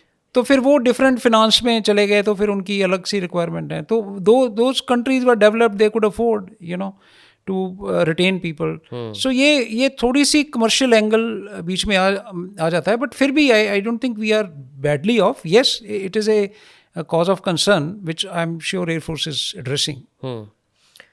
अब सर मुझे ना कारगिल वॉर के बारे में पूछना है. आपने खुद से पर्सनली इतने सारे रेस्क्यू मिशंस किए हैं कारगिल वॉर में, राइट? और not just rescue missions, operational war missions भी किए. तो या that's what I just want to correct. Rescue mission classically होता है जो हमारे हेलीकॉप्टर पायलट्स होते हैं कि कोई पायलट इजेक्ट कर गया या कहीं डाउन हो गया तो उसको उठा के रेस्क्यू बोलना. तो जो फाइटर एयरक्राफ्ट में हम अंडरटेक करते हैं, they are normal operational mission, जहाँ आप लाइव मिसाइल्स के साथ एयर डिफेंस मिशन कर रहे हैं, जहाँ रॉकेट्स दाग रहे हैं या वो कर रहे हैं. So these are operational mission. I was in station in Srinagar that time. इसके बारे में बताओ ना पूरा डिटेल में थोड़ा. नहीं, डिटेल में तो आपको बहुत टाइम लग जाएगा. आपको 10 एपिसोड करने पड़ेंगे. पर मोटा मोटा कि ऐसे जैसे इनॉक्वसली सा स्टार्ट हुआ. में हम एक डिटैचमेंट करके आए थे श्रीनगर में वापस. कब की बात हो रही है? ये 99 की. 99 मई 99. ओके. तो मई 99 में जब ऐसे चला के भी जब ये हुआ ना, हमारी टुकड़ी एक एम्बुश हो गई. ठीक है, सौरभ कालिया, ये ऑल दिस पीपल. तो ये उसमें क्या हुआ कि तब इनको पता लग जब हमें कि भी ये हाइट्स हमारी ऑक्यूपाइड हो गई हैं. ठीक है, जो पीक्स हैं ओके, वो उस पर इंट्रूजन आ गई हैं. पहले सोचा कि शायद इतनी सर्वेलेंस नहीं थी, जैसे आजकल ड्रोन्स हैं, आपके पास कितनी सैटेलाइट्स हैं, इंच आप देख सकते हो, ऐसा कुछ नहीं था. ओके. तो तब इतना अंदाज़ा नहीं था कि इतना ये जैसे कैंसर अगर आप बोलें कि इतना बढ़ चुका है. ओके, कि किलोमीटर्स के हिसाब से पीक्स ऑक्यूपाइड है. और जब वो धीरे धीरे पता लगना शुरू हुआ और ऑपरेशंस हुआ कि भाई पहले दिन देखिए 2 फाइटर एयरक्राफ्ट हमारे शॉट डाउन हो गए, फिर एक हेलीकॉप्टर शॉट डाउन हो गया, फिर एक आर्मी का हेलीकॉप्टर था जो हैड ए हिट. ओके, उसके पहले एक कैनबरा था हमारा जो गया था, वो it had taken a hit. Okay. एक फाइटर एयरक्राफ्ट में एक one aircraft had some engine trouble and second one went to look for him and he got shot by this missile, stringer missiles. Okay. So what happens is ये जब धीरे धीरे unfold हुआ, okay, तब seriousness पता चली कि ये तो मुश्किल है. अब वो उसमें ये पता नहीं कि कौन कौन सी पीक ऑक्यूपाइड है. अब देखिए नीचे से, अब मैं ब्रॉडली बता रहा हूँ कि कैसे अनफोल्ड हुआ. ठीक है, क्योंकि हमारी स्क्वाड्रन स्टेशन थी, फिर बाहर में स्क्वाड्रन आनी शुरू हो गई. ये MiG-23, MiG-27 आ गए हमारे पास. MiG-21 से श्रीनगर में तब, फिर MiG-29 से वो आने शुरू हो गए. फिर मिराज 2000 साथ वाले स्टेशन से इधर उधर से सपोर्ट कर रहे थे, क्योंकि इनकी कैपेबिलिटी ज़्यादा थी and they could take off from different places and do that. तो वह कैसे हुआ कि जब अब पता नहीं चल रहा था कि कौन सी पीक ऑक्यूपाइड हैं, कैसे. अब ना ग्राउंड पे देखोगे, जब वो आर्मी वाले ब्रीफ करते थे तो बोलेंगे अच्छा ये ना जनरली पीक्स को डिफाइन करते हैं बाई ट्रिग हाइट. तो ऐसे 4875, 5913, 7 ऐसे करके उनके नाम दिए जाते हैं. ये टाइगर हिल वगैरह ट्रोलिंग तो बाद में फेमस हुए, राइट. तो पहले तो इनकी हाइट्स थी ऐसे करके. तो वो ग्राउंड पे आप देखते हो कि आपको साफ नज़र आ रहा है कि हाँ अच्छा ये पीक है. ओके. पर आप जब एयरक्राफ्ट में उड़ते हो और 25-30 हज़ार फुट पे आप देखते हो, आपको वो पीक का कोई डिफरेंस पता नहीं लगता, वो एक जैसी लगती है. हाँ. ओके. अगर मैं आपको एक नॉर्मल एग्जांपल दूं, हम आप ग्राउंड पे घूम रहे हैं, ठीक है, आपको ये पता लगेगा ये लंबा आदमी है, ये मीडियम आदमी है, ये छोटा आदमी है. अब आप देख सकते हो. ठीक है. अब आपको अगर आईफल टावर के ऊपर चढ़ा के ओके बोलें कि ये देखो नीचे बताओ भी कौन है मीडियम, कौन लंबा, कौन छोटा, तो आपको सारे तकरीबन एक जैसे दिखेंगे. तो differential gets masked because you are far away, right. तो उस चक्कर में वो बहुत प्रॉब्लम हो रही थी. तो पहला था कि भाई कैसे इनको देखें. तो वो डिफरेंट तरीके अपनाए लोगों ने, फोटोग्राफ लेके आओ, आके देखो। फिर ये मिराज 2000 जब आए, इन्होंने अपने LGB किट होती है, कि मैंने भी फ्लाई किया हुआ उसमें ना, फिर वो LGB जो लेज़र गाइडेड बॉम्ब दागने के लिए आपको पूरा सीन वो वहाँ का दिख जाता है। तो फिर वो उसका सीन लेके आते थे, फिर बैठते थे कि कहाँ है क्या है, ऐसे करके धीरे धीरे काफ़ी टाइम लगा को जो टारगेट्स आइडेंटिफाई करने के लिए। और फिर हमारे पास ये बॉम्ब से पहले कन्वेंशनल बॉम्ब से जो 500 kg या 250 kg रॉकेट्स थे 57 mm, तो वो लोग लेके जाते थे जहां आपको लगता था कि ये पीक है, तो आप उस पर अपना निशाना लगा के फायर कर सकते हो।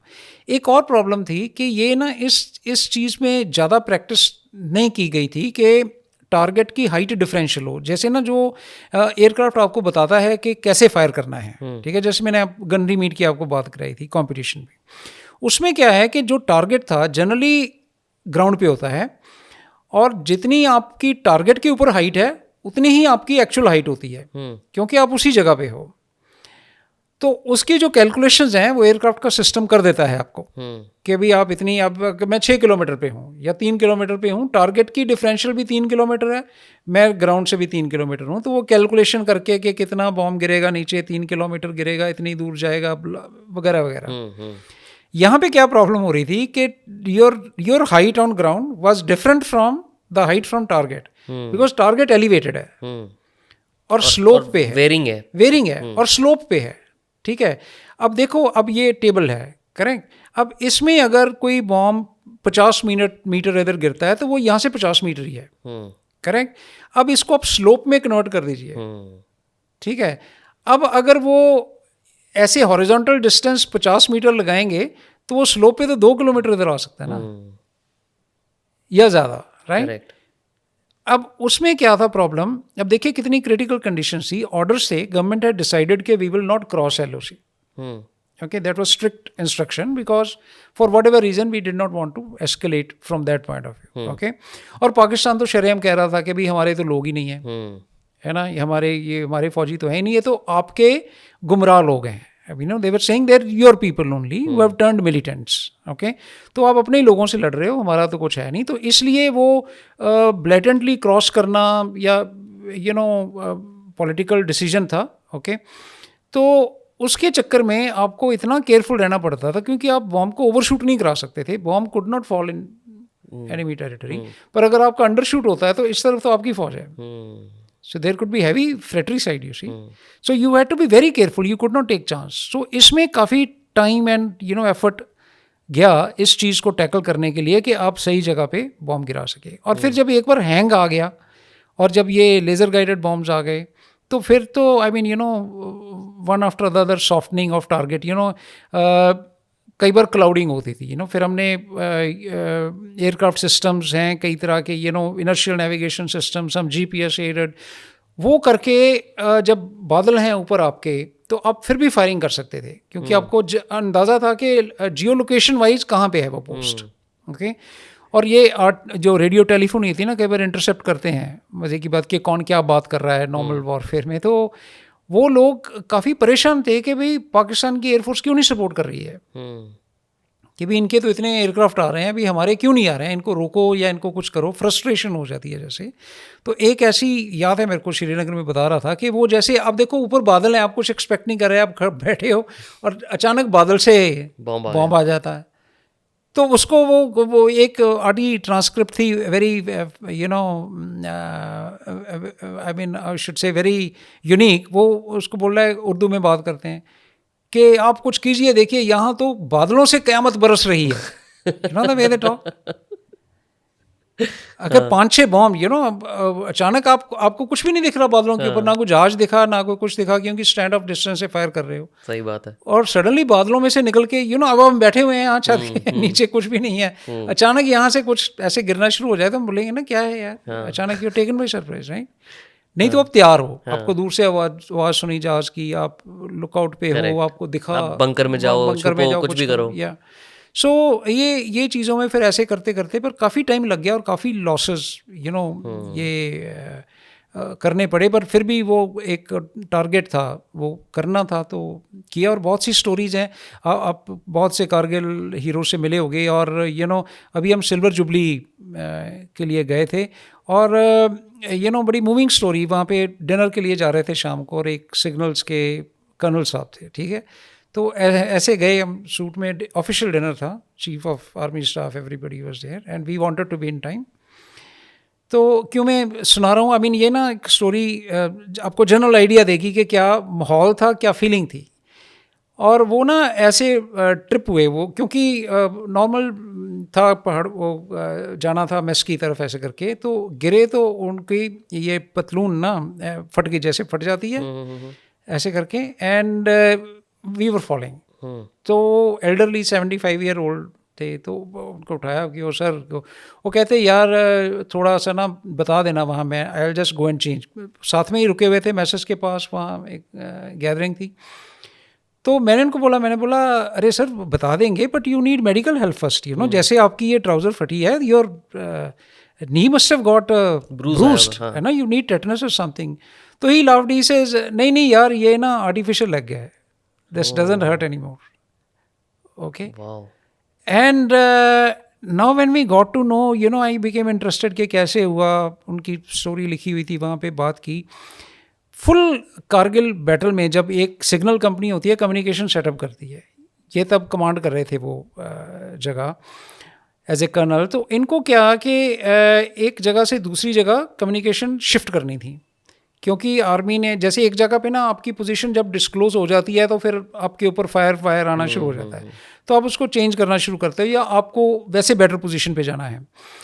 तो वो जब कम्युनिकेशन सेटअप चेंज कर रहे थे, तो एक आर्टिशियल गिरा, जिसका एक स्प्लिंटर आके it cut through his leg half way, and now he was to be shifted, he was required to be shifted immediately to some hospital. पर देखिए जज्बा, ने बोला कि अगर मैं निकल गया तो ये डायरेक्ट नहीं होगा communication setup change. So he held on with make shift arrangement कि नहीं, ये पूरा काम करवा के ही जाऊँगा। He had a choice, nobody could have told him कि ये मत करो, right? And but he carried on to finish that operation, and by then probably it became too bad, because of which leg had to be amputated. तो जैसे आप बोल रहे थे कि आप एयरक्राफ्ट में जाके कैसा लगता है या क्या लगता है, ये ऐसे लगता है कि जब आप उस माहौल में हो, जब आप देख रहे हो कि आसपास आपके लोग क्या कर रहे हैं, तो एक डिफरेंट ही उसको आप बयान नहीं कर सकते कि वो 2+2 4 जैसी इक्वेशन नहीं रहती उसके बारे में। एयरक्राफ्ट में भी कई बार होता है, हमारे जैसे एयर एक्सीडेंट होते हैं, हम स्क्वाड्रंस में थे, आपको खबर मिलती है, एयरफोर्स एकेडमी में मेरे को पता है कि भाई सम पायलट एज इजेक्टेड, और ये aircraft as crash, MiG-21 crash या क्रैश हो कहीं हो गया। तो क्या करते हो आप यार, इमीडिएटली दूसरा एयरक्राफ्ट लेके लोग निकल पड़ते हैं, सेम एयरक्राफ्ट जिसमें अभी अभी एक बंदा क्रैश हुआ है, अब सेम एयरक्राफ्ट लेके निकल पड़ते हैं इमीडिएटली देखने के लिए, कि ताकि रेस्क्यू जल्दी से हो सके। उसको मैं देख के आता हूँ, भी रडार बताओ कहाँ पे है। Okay, so this is the kind of feeling. If you are going for a mission, 5 7 10 aircraft जा रहे हो, अगर आपको मिशन कंप्लीट करना है, रास्ते में लेट से 2 एयरक्राफ्ट आपके मिसाइल हिट से डैमेज भी हो जाते हैं, तो ऐसा नहीं कि आप सारे मुड़ के पीछे भाग के आ जाते हो, आप जाते हो मिशन पूरा करने। बट कहाँ से आता है सर ये, मतलब ये जज्बा कहाँ से आता है? नहीं, ये जज्बा बिकॉज आपको एक जुनून है, मैंने एक ट्रेनिंग है वैसे, और जब आप उस यूनिफॉर्म में होते हो, जब आप उस ओवरऑल में हो, एयरक्राफ्ट में हो, तो फिर एक बहुत बड़ी जिम्मेदारी, देखिए आप देखिए कि पूरा नेशन आपके पास है। मैंने देखा कारगिल में, बिल्कुल विदाउट, मतलब एक अलग ही जज्बा था। That is the first time I saw that how a nation can come together without any, कोई उन दिनों में आप अखबारें देख लीजिए, मेरा नहीं ख्याल किसी ने किसी के बारे में इवन पॉलिटिकली और एनीवेयर कुछ जैसे नॉर्मल डिबेट्स चलती हैं ऐसा कुछ हुआ हो। और दूर दूर से लोग आते थे आपके पास, ये फिल्म एक्टर्स लगा लो आप, नोन पीपल लगा लो, ये आपके great celebrities, everybody visited Kargil, they used to come all the way. And motivate करने के लिए या टू शो देयर सॉलिडारिटी कि भाई हम ये नहीं कर सकते. कई बार ये होता है ना कि भाई वो एक बंदा है जैसे आप भी हो कि आप बोलो कि यार मेरे को सिखा दो, मैं भी चला जाता हूँ. इनफैक्ट कई बार लगता है कि मैं कि ये क्यों नहीं कर सकता. और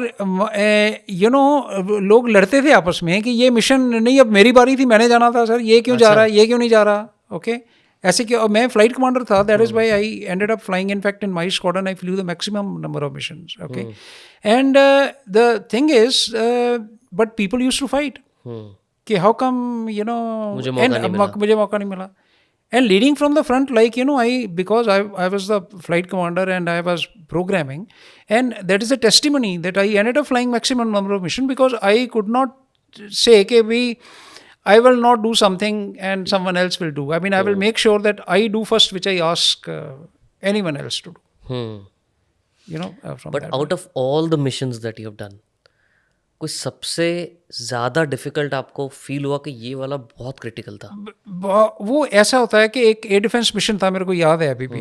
ओके एयर डिफेंस मिशन था और उसमें ना बहुत एयरक्राफ्ट एयरबोर्न थे. हमारे MiG-27 जा रहे थे बॉम्बिंग के लिए. हम सेम कारगिल की बात कर रहे हैं? सेम कारगिल. ओके और उसमें हमें एयर डिफेंस एस्कॉर्ट्स एक होता है जो ऊपर निगरानी करते हैं कि कोई आ ना जाए. तो ये MiG-21 की कैपेबिलिटी बहुत हाई लेवल पे इतनी ज़्यादा ग्रेट नहीं थी. ठीक है, तो उन सब एयरक्राफ्ट में से अब एक मिराज 2000 था, कहीं और से फ्लाई कर रहे थे. उन्होंने रेडार पे कुछ लॉक ऑन किया. ओके और ट्रांसमिट किया ऐसे कि वो एक जहाज़ है यहाँ पे दुश्मन का, इधर उधर इस जगह पे है. और जैसे वो पोजीशन बता रहे थे वो लगा मुझे, क्योंकि मैंने भी मिराज 2000 फ्लाई भी किए हुए थे, कि ये हो सकता है हमारी पोजीशन बता रहे हैं. तो वो आप ही को लॉग इन करके बैठे हुए थे. ओके कि और ये अगर नहीं होता उस वक्त आइडिया नहीं होता या नहीं होता तो हो सकता. फ्रेट्रिसाइड हमेशा होते हैं. अभी पीछे से there has been a case where people shoot down their own aircraft. I mean Gulf War में हुआ है, सब जगह हुआ है, रशिया में हुआ है.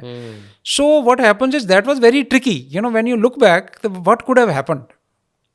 Okay but it is God intervention या सिचुएशनल अवेयरनेस, या आप सुन रहे हो कि क्या हो रहा है, कैसे हो रहा है. और काफ़ी देर तक इसके बारे में ना हमारे पार्लियामेंट में बात चलती थी कि भाई ऐसे सिचुएशन हो सकती है, जिसके लिए I mean it is important. हर चीज़ से सीखा जाता है, फिर प्रोसीजर्स बनाए जाते हैं, सब कुछ किया जाता है और उसको इम्प्लीमेंट किया जाता है, बट फिर भी अनहोनी हो जाती है. बट सर इस स्टेट ऑफ एनवायरनमेंट में, अभी वॉर के बीच में हो जहाँ से आपको नहीं पता कहाँ से कौन सी मिसाइल आ जाए, उस टाइम पे कहाँ इतना प्रेजेंस ऑफ माइंड और स्टेट ऑफ माइंड, या आप SOPs फॉलो कर पाते हो? नहीं, वो करनी पड़ती हैं, बिकॉज इसी की ट्रेनिंग होती है. जब हम ट्रेनिंग एक्सरसाइजेस करते हैं यही करते हैं कि आप 15-20 एयरक्राफ्ट हो, आप एक फॉर्मेशन लीड कर रहे हो. आपको जो मेंटल स्टेट है आपकी, जो आपकी सिचुएशनल अवेयरनेस है, आपको पता रखना है उसका कि मेरे साथी कहाँ पे हैं, दूसरे लोग कहाँ पे हैं, कहाँ से कोई आ सकता है. ग्राउंड हेल्प होती है, रेडार्स होते हैं, एवैक्स होती हैं, सब कुछ आपको सपोर्ट करते हैं. बट आपके दिमाग में जो सिचुएशनल में, आपके पास भी एयरक्राफ्ट में रेडार रहता है, एयरबोर्न इंटरसेप्ट रेडार रहता है, वो सब कुछ है. पर उसके अलावा भी जो प्रोसेसर है आपका, वो आपका दिमाग है. Presence of mind and all these things. Okay वो फिर आपका दिमाग काम करेगा उसमें. वो आपको रखना ही पड़ता है ध्यान, उसमें कोई ऑप्शन नहीं है. बट कभी ऐसा फील होता था जब ये सब ऑपरेशंस चल रहे थे कारगिल वॉर के, तो एक तो होता है एज अ ऑफिसर, एक आपको पता है कि यार ये मुझे टास्क दिया और मुझे जाके करना है. और कभी कभी ऐसा भी दिखाया जाता है मूवीज़ में स्पेशली कि एक एग्रेशन बहुत हो जाता है कि यार मुझे तो जाके दुश्मन मारने हैं. मतलब अ different kind of feeling, right? तो जब आप ये सब कर रहे थे ऑपरेशंस, तो क्या चल रहा होता था माइंड में उस टाइम पे? सिर्फ टास्क करना है या देखिए, हाँ, दुश्मन को गिराना वाला है एग्रेशन? वो है कि आप एक काम कर रहे हैं, ठीक है. ये जो मूवीज़ में दिखाते हैं वो ड्रामेटाइजेशन होती है. ओके, अब फाइटर मूवी लोगों ने बहुत देखी होगी। अब ऐसे ऋतिक कोई भी, रोशन वाली? हाँ, ऋतिक रोशन वाली कोई भी ऐसे एयरक्राफ्ट में बैठा किसी दूसरे बंदे से, ऐसे पायलट से बात नहीं करता है। ऐसा नहीं है कि हिंदुस्तानी पायलट पाकिस्तानी पायलट को देख रहा है, मैं तुम्हें देख रहा हूँ, वो तो सेम फ्रीक्वेंसी पे नहीं हो, है ना। हाँ। वो तो खैर movie, I mean when people go to for entertainment to see, they have to make them feel good, okay. ऐसा कुछ नहीं होता है। But ऐसा नहीं होता। You are looking at an aircraft, I mean, you know, the people say same person meets you outside somewhere in the bar, it's a different thing. ऐसा नहीं है कि मैं यूके में रहा हूँ, एयर अटैचे, ओके, वहाँ पे पाकिस्तान के लोग भी थे, सब नेशनलिटीज़ के लोग हैं, you are in a diplomatic mission, it's a totally different environment. तो I think for any professional that's more of a task that you are given. So for me this is an enemy aircraft irrespective of, मेरे को पता भी नहीं उसमें है कौन, ठीक है ना। It is a task you have to do, that you are saving your people, the way I put it, you know, it is not ke you have something against that, okay, you are taking that particular action because it is dangerous for you. I mean, बिल्कुल ही basic ना लगे, पर अगर जब मैं pesticide का छिड़काव करता हूँ डेंगू मच्छरों के लिए, तो क्या मैं उसको ऐसा तो मैं मार दूंगा, मैं तुम्हें देख लूंगा, I mean they are dangerous for you. So you have to just eliminate them, irrespective of, you know, what they are. That is your task. So I think that is the feeling, you know, one to one, that it's just as a target. तो ऐसा है नहीं कि लोग ऐसे briefing में जयकारे लगा रहे हैं या कुछ कर रहे हैं। सीरियसनेस होती है। When you have task at hand, you have to do so many things. So that is that. But whenever you were doing these tasks, like I'm sure जब आपने फर्स्ट ऑपरेशन किया होगा जहाँ पे हिट भी हुए होंगे, है ना, may be a too personal question to ask about your like state. जब फर्स्ट हिट आपने लिया होगा उस टाइम पे, जब अटैक किया होगा आपने, मिसाइल्स गिराई होंगी और आई एम श्योर कुछ कैजुअलिटीज़ हुई होंगी टेररिस्ट की, या जिनको आपने ख़त्म करना था, एलिमिनेट करना था, उसके बाद कभी कुछ ऐसा फील होता है? मतलब I am just curious to know कि यार मैंने बंदे एलिमिनेट कर दिए, मेरी वजह से कोई मरा, ऐसा कभी फील हुआ? नहीं, ऐसा कुछ नहीं। Like I said, you are not really doing it, you are not killing people, you are just doing task, you are defending your nation, you know, it is that feeling at that moment. Okay, there is nothing of that sort कि कुछ ऐसा नहीं है, कोई ऐसा feel नहीं होगा आपको कि या aircraft, I mean I have never been hit, because if you are hit then your the aircraft goes, I mean, you know, it doesn't take or something, ऐसा नहीं हुआ है। पर चांसेस थे, I mean every time you are in the air and you are in live environment, you could get hit, like our people got hit, right? So it is, but ऐसा नहीं है कि वो मैंने किसी को मार दिया या कर दिया, वो it's purely professional feeling, I mean ऐसा कोई दिमाग में नहीं आता है। थोड़ा सा सर मैं आपसे बात करना चाहूँगा थ्रेट्स को लेके। हमने ये समझ लिया कि इंडियन एयरफोर्स की कैपेबिलिटीज़ क्या हैं, वर्ल्ड वाइड लोगों की कैपेबिलिटीज़ क्या हैं, फिर हमने बात की थोड़ी आपसे कारगिल वॉर की। अब मुझे थोड़ा सा समझना है, 10-15 मिनट और लूँगा मैं आपके, कि इस टाइम पे आपको क्या लगता है इंडिया के, अगर मैं एयर फोर्स वाले डिफेंस कैपेबिलिटीज़ की बात करूं, क्या क्या थ्रेट्स हैं इंडिया को फिलहाल? नहीं, इंडिया को थ्रेट लाइक जो भी नेशन को हो सकती हैं, अगर हम अपने एडवर्सरीज की बात करें, हाँ, तो काफ़ी हद तक ना हम पाकिस्तान सेंट्रिक थे पहले। हमारी जितनी कैपेबिलिटी डेवलप हो रही थी ना, पाकिस्तान सेंट्रिक थी। अच्छा। पाकिस्तान क्या कर रहा है, यू नो, उसको, क्योंकि थ्रेट जनरली वहाँ से था। चाइना की थ्रेट काफ़ी देर तक समझ नहीं हुई। You know, I would say till about 96-97 it was not considered a major threat. You know, एक आपको याद होगा जॉर्ज फर्नांडिस थे तब डिफेंस मिनिस्टर, ओके, उन्होंने पहली बार बोला था एक बार कि भाई एक्चुअली ना China is enemy number 1। Okay, तो तब से मेरा ख्याल ये थोड़ी सीरियसनेस और ये ना डिफरेंट इक्वेशंस डेवलप होनी शुरू हुई, okay. And now we feel that our major threat will come from northern borders. You know, like we have to be really careful what China is doing. Okay, because Pakistan is more of a proxy now. Okay, you have to be prepared majorly for China. So that is why our professionals, they keep track, you know, what is China doing, what is being developed there, what is our dispositions, हमारी basin कहाँ पे हैं, कौन से aircraft, और हमारे जो भी यू नो हमारे विद रिस्पेक्ट टू चाइना हमारी कुछ एडवांटेजेस हैं। अगर हम बेसिस की बात करें या टेक्नोलॉजी की बात करें, the type of aircraft we have been able to put there. क्या एडवांटेजेस हैं? एडवांटेजेस हैं कि हमारे ऑल्टीट्यूड लोअर हैं, जहाँ से Take number off off airfield ज़्यादा हैं. हम्म अम्बाला से लेके छबुआ तक we can populate our airfield. Okay. And aircraft take off कर सकते हैं ज़्यादा लोड के साथ.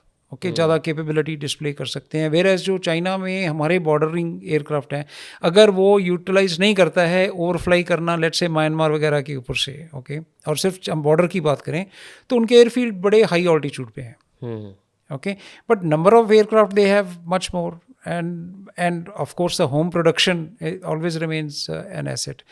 But overall अगर आप balance देखना चाहें as a not nitty gritty as a one to one, तो Indian Air Force position is not bad in the sense that it okay. objective क्या होता है? objective ये होता है कि आपको deter करना है किसी को. डिफेंस फोर्सेस है हमारी, राइट. हमारे पास डिसेंट कैपेबिलिटी होनी चाहिए कि एयरफोर्स डेटर कर सकती है. अब जैसे गिलवान हुआ, ओके, एट्सेट्रा, कहीं भी एयर एक्शन नहीं हुआ. जैसे उन्होंने आर्मी भेज दी या कुछ कर दिया, उनको लगा कि भाई इस ऐसा करके हम we can pull it off, जैसे होता है ना. But nowhere did any air action come, primarily because we are strong and they know that they can't pull it off. Correct. Okay, otherwise they probably would have ventured into that kind of thing also. Okay, so अपना क्या है कि हमारे बहुत detail में study की हुई है इसके बारे में, हमेशा रहती है. एयरफोर्स का काम है ये करना. ओके, तो कहाँ पे कौन से एयरक्राफ्ट तैनात करने हैं, कहाँ पे क्या कर सकते हैं, एट्सेट्रा एट्सेट्रा. तो चाइना का क्या है कि अगर वो एग्रेशन करता है तो वो उसमें कामयाब नहीं होगा वैसे. जैसे ऑन एयरफोर्स टू एयरफोर्स. अब हम दूसरे थ्रेट्स हैं, आप मिसाइल्स लगा लो, उनकी रॉकेट फोर्स है या वो वैसी वाली चीज़ें शुरू कर दें तो येस एडवांटेज है उनकी. बट फिर भी we have passive measures for that. We have ballistic missile defence instituted. तो आपको क्या करना है then when your posture is defensive against a nation, आपको उसको चीज़ को मुश्किल से मुश्किल करना है. अगर आपने एग्रेशन की और आप कामयाब नहीं हुए तो इनडायरेक्टली वो डिफीट ही है आपकी. आप कुछ करना चाहते थे पर आप नहीं कर सके, तो that is a de facto not victory. And if I have been able to stop you then it's a de facto victory. Correct. Right? Correct. So that kind of posture is strong in many ways with India, that it cannot enter into misadventure just like that. That is why, that's the job of the Air Force, and it ensures it all the time. Surprising बात है sir ये.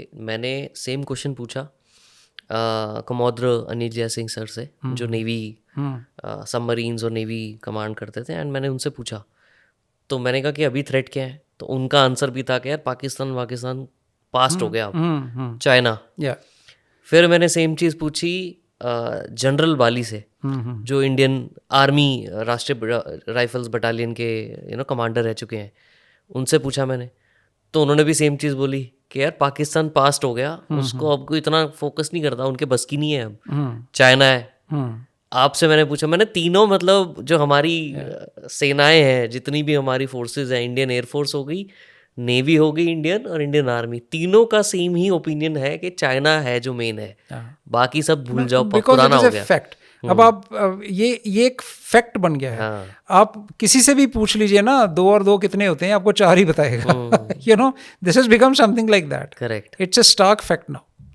And everybody, and all of us, the people you mentioned, all of us keep attending various think tank events. Correct. और ये बातें होती रहती हैं. मैंने where is my study from? Is all what is indicated. What you read, what you hear, what people tell you, what is being talked about, and of course my own service career. Okay, so this is a fact, and we I think all the services are very very conscious of this fact. And even all the government को भी जब बताते हैं तो yardstick China ही है. China ही है. पाकिस्तान में कुछ हो पाता मतलब आप ऊपर उठ गए ना उससे. अभी वो ऐसा नहीं है कि इरिटेंट नहीं है. We don't have to be over confident about Pakistan. You see what happens is it anybody if you ignore certain area then it can trouble you. Correct. तो इट्स नॉट कि हम उसमें से ध्यान हटा दिया है, पर जो कैपेबिलिटी बिल्डिंग है, ओके, वो आपको बिल्ड करनी है with respect to China. But आपने जब शुरुआत की, मैंने आपसे सबसे पहले पूछा टॉप 5 वर्ल्ड में कौन सी एयर फोर्सेज हैं. आपने मुझे यूएस बोला, चाइना बोला, रशिया बोला, फिर आपने चौथे पे बोला इंडियन एयरफोर्स, राइट? पाकिस्तान पूरे उसमें रैंकिंग में कहाँ पे आता है आपके अभी हिसाब से? एग्जैक्टली कहाँ पे आता है, but I think it will be way down. I mean अगर सी जो क्रेडिबल एयर फोर्सेस हैं वो 10-11 ही हैं। आई मीन उस पे Overall ओवरऑल ओके। तो उस रैंकिंग में है 10 में वो? थॉट पे हाँ उसमें तो होगा, because it has a air force. I mean it has a credible air force, इतना वो नहीं है कि पर बनता वहाँ भी कुछ नहीं है अभी। हम तो फिर भी LCA बना लिया है, आगे इंजन आ गया तो we'll be home grown, but they are totally dependent on China and aid, they are further down. I mean उनकी पॉलिटिकल सिचुएशन देखो या उनकी इकोनॉमिकल सिचुएशन देखो या उनका और कुछ देखो, तो उन तरीकों से भी एक हिम्मत भी होती है ना, सिर्फ इक्विपमेंट नहीं है, एक हिम्मत भी चाहिए लड़ने के लिए। थक चुके हैं वो, आपस में लड़ाई इतनी हो रही है उनकी कि बाहर वालों से तो क्या लड़ेंगे। करेक्ट, बट इंटरफेयर कर सकते हैं, इसीलिए उन्होंने पॉलिसी बनाई होती है लो इंटेंसिटी कॉन्फ्लिक्ट, ये वो क्या ऐसे छोटा इरिटेशन करते रहो, इरिटेशन रखते हैं, इन्फिल्ट्रेशन करते रहो कहीं नहीं। अगर वो ये नहीं रखेंगे तो रेलेवेंस खत्म हो जाएगी। Correct, you see they have to remain relevant. फिर यूएसए देखेगा नहीं आपकी तरफ, या कोई नहीं देखेगा कि आपकी तो रेलिवेंस ही नहीं है। कोई पूछता नहीं आपको, कोई आपके बारे में बात नहीं करता। करेक्ट। बट सर, जब आपको अति विशिष्ट सेवा मेडल मिला था प्रेसिडेंट से, तो आपको कैसा फील, क्या था उस दिन का एक्सपीरियंस, कैसा फील हुआ? नहीं, it's a very proud moment. these medals are service medals, they are given for your overall service, the way you have। ये कारगिल के लिए जो मिला था मेरे को, वो था वायुसेना मेडल गैलेंट्री। ओके, वो 99 में, उसके इमीडिएटली बाद 15 अगस्त को दिया जाता है। वो आप एयर फोर्स डे में दिया जाता है, चीफ देते हैं, और वो भी प्रेसिडेंशियल मेडल है, राइट। उसके फिर जो 2 मेडल होते हैं जनरल सर्विस होते हैं, विशिष्ट सेवा मेडल, अति विशिष्ट सेवा मेडल, राइट। तो ये for your general service at different level. Vishisht Seva medal I got when I was group captain, और Ati Vishisht Seva medal after as an AVM, and I received it when I was air marshal. So it's a very proud moment, I would say, in Rashtrapati Bhavan, walking up, एक छोटा सा video है मेरे पास, मैं आपसे share करूँगा। राष्ट्रपति भवन का सर? नहीं, राष्ट्रपति भवन का unique, I mean it's a very different place. आपके लिए नॉर्मल है वो? नहीं हम आम इंसानों को बताओ कि वो क्या होता है वहाँ जब जाते हो? नहीं, वहाँ पे I mean that ceremonial hall is there, you're all seated, and president आते हैं, फिर वो अपने डिफेंस सेक्रेटरी जो होते हैं उनसे आज्ञा लेने जाते हैं कि समारोह की शुरुआत के लिए, और फिर प्राइम मिनिस्टर रहते हैं, डिफेंस मिनिस्टर रहते हैं, ऑल सीनियर लोग रहते हैं, और उसमें भी आपका नाम पुकारा जाता है। मेरी वाइफ थी साथ में, उनको इनवाइट किया जाता है, बैठे हैं, तो आपका नाम पुकारा जाता है, आप उठते हो, मार्च करते जाते हो, सैल्यूट करते हो, आप प्रेसिडेंट आपको मेडल देते हैं, और आप वापस आते हो। बड़ी इलेटेड फीलिंग होती है, very different feeling, even better than the feeling I had in Buckingham Palace. I have been to Buckingham Palace also. Okay, तो अगर आप, I don't know how does it fit in your scheme of things, but I will just like to add here, I was air attache in UK for 3 years। Okay, तो what does that mean? मतलब air attache होता है या air adviser बोलते हैं, depending. अब 2 किस्म की ये इंस्टीट्यूशंस हैं, आपने सुना होगा, कभी हाई कमीशन बोलते हैं, कभी एम्बेसी बोलते हैं। तो जो कॉमनवेल्थ कंट्रीज़ हैं, उनके जो मिशंस होते हैं उनको हाई कमीशन बोलते हैं। तो जो दूसरे कंट्री, जैसे अमेरिका की एम्बेसी है यहाँ पे, ऑस्ट्रेलिया का हाई कमीशन है, समझ गया, या पाकिस्तान, कनाडा का हाई कमीशन है। Correct. तो ऐसे ही हमारा हाई कमीशन था लंदन में, है मतलब। तो 2013 to 16 I was air advisor there. From Air Force side, I was posted there. So all the dealings of Air Force which happened between India and UK were routed through me. I mean, I was to coordinate that. तो as a defence adviser, now जब आप senior most हो जाते हो, उसमें 3 लोग थे हमें ना, आर्मी, नेवी, एयरफोर्स के तीनों के। तो जब आप सीनियर मोस्ट हो जाते हो तो आपको एयर एडवाइज़र से आप डिफेंस एडवाइज़र भी बन जाते हो। लेकिन आप एयर एडवाइज़र है, आर्मी एडवाइज़र है, नेवल एडवाइज़र है, तो इन तीनों में से जो सीनियर मोस्ट हो जाएगा वो डिफेंस एडवाइज़र हो जाएगा। तो हमारे नए एम्बेसडर आए थे, हाई कमिश्नर आए थे रादर, मिस्टर सरना, नवतेज सरना। तो वो हाई कमिश्नर जाते हैं क्वीन को क्रेडेंशियल्स प्रेजेंट करने के लिए, तो उनको स्कॉट करते हैं डिफेंस एडवाइज़र। तो हम वो घोड़ों की बग्गी, no it's very ceremonial in UK कि आपको 4 घोड़ों की बग्गी मिलती है या 2 घोड़ों की बग्गी मिलती है, depending on what is your status in UK. तो वी हैड 4 घोड़ों की बग्गी। ओके। तो नवतेज सिंह सरना सिख हैं वो भी, ठीक है, तो उनके रेजिडेंस से लेके केंसिंगटन पैलेस से लेके बकिंगम पैलेस तक हमने वो घोड़ों के चैरियट के ऊपर हम गए। ओके, और यूनिफॉर्म में, सेरेमोनियल यूनिफॉर्म में था, and I had audience, brief audience with the queen, God bless her soul. Okay, तो वो बिल्कुल बहुत ही सेरेमोनियल वाला वो था। और रास्ते में जब हम जा रहे थे, वो कितने मीन्स लोग, टूरिस्ट, लंदन तो है ही टूरिस्ट हैवी सीजन, तो they thought they were some maharajas from India because both of us were wearing turbans. Okay, and they thought it is some special gear, so they would, we heard talking them here and there. Unfortunately they don't allow you pictures in the palace, but then we were escorted, but wo bhi ek feeling thi tab tak. But all I'm comparing that that was also thrilling, because not everyone gets a chance to have a personal audience with Queen. Correct. And but जो pride था वो राष्ट्रपति भवन में ज़्यादा था, because ये अपना है, आपका अपना है, बिल्कुल, ठीक है ना। It is like being recognised by your own people, अपने लोग हैं। Correct. वो that is a private kind of thing, and it was very formal, like but जो ये जो मार्च होता है सर, आप लोगों को तो जैसे पता है कि मार्च कैसे करना है, because you have been trained, defence में नॉर्मल होती है ये चीज़। लोग जो नॉर्मल किसी को जैसे मेडल मिलता है प्रेसिडेंट की तरफ से, उनको क्या पहले मार्च की रिहर्सल बताई नहीं, जाती है? ऐसा कुछ उनके लिए ज़रूरी नहीं होता है, कोई उनको मार्च नहीं करना होता। अच्छा। और दे नॉर्मल पेस में उनके walk. साथ they walk and they receive, because it's not a, you are in uniform, this is how you walk, right. And they normal people, I mean the very fact they are getting something medal या posthumous है, तो उनका कोई after all near and dear one lost his life, अगर कोई relative ले रहा है, Correct. या कोई अपने लिए जो ले रहे हैं, जैसे हम दूसरे कैपेबिलिटी अवार्ड होते हैं, वो लोग नॉर्मल जाते हैं, ऐसा कोई मार्च करना ज़रूरी नहीं होता वहाँ पे। लास्ट पूछूंगा आपसे सर, मेरे पास इतना कुछ है पूछने को, मैं बहुत सेल्फिश होता जा रहा हूँ। नहीं, एट योर क्वांटम मैकेनिक्स के ऊपर आप मुझे बता रहे थे स्टार्टिंग में, जब हम शुरुआत कर रहे थे, कि आप अभी क्वांटम मैकेनिक्स के ऊपर क्या कर रहे हो? नहीं, मैं क्वांटम मैकेनिक्स के ऊपर नहीं कर रहा। क्वांटम क्या है कि see, I am not a scientist और I am not a, but I am conscious of application of the new technology.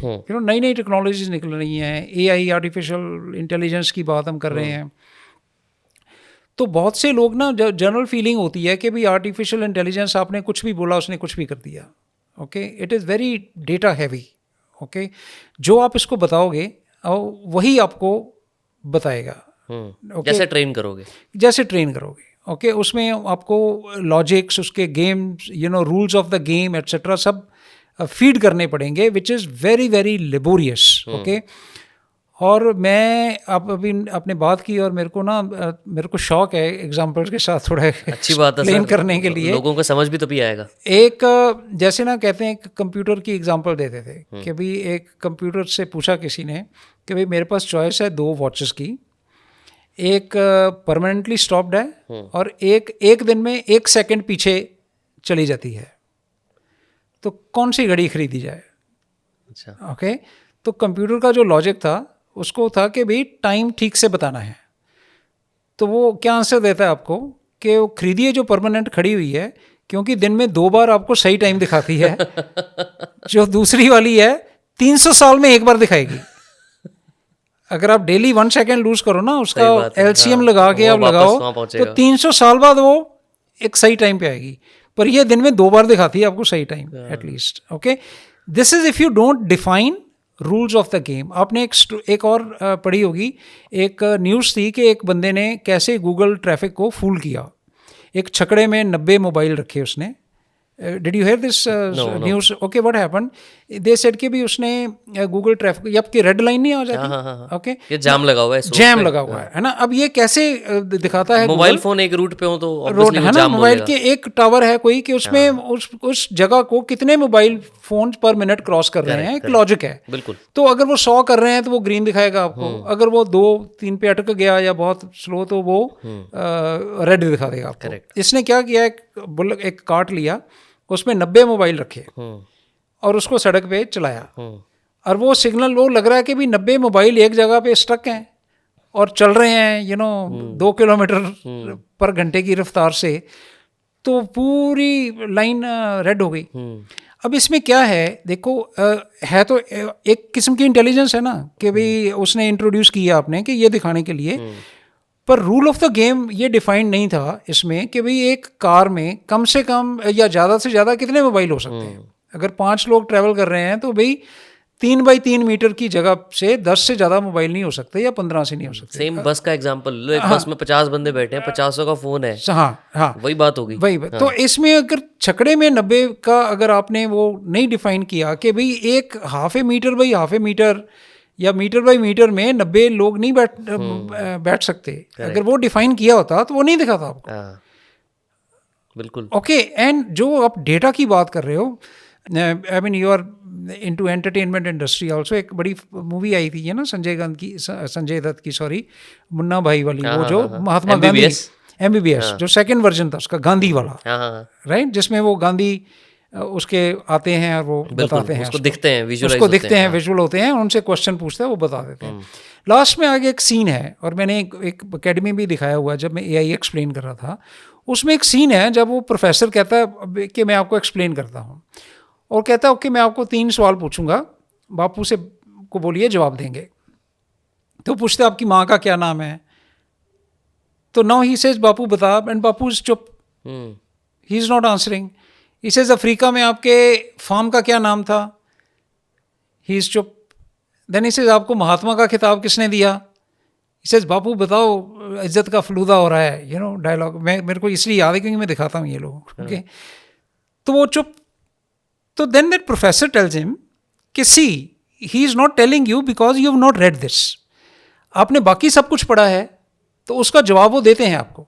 Then he gives him a chit, उस पर लिखा है कि आपकी माँ का नाम पुतली बाई, आपके फॉर्म का क्या नाम था, टॉल्स्टॉय फॉर्म, आपको महात्मा का किताब किसने दिया, रविंद्रनाथ टैगोर।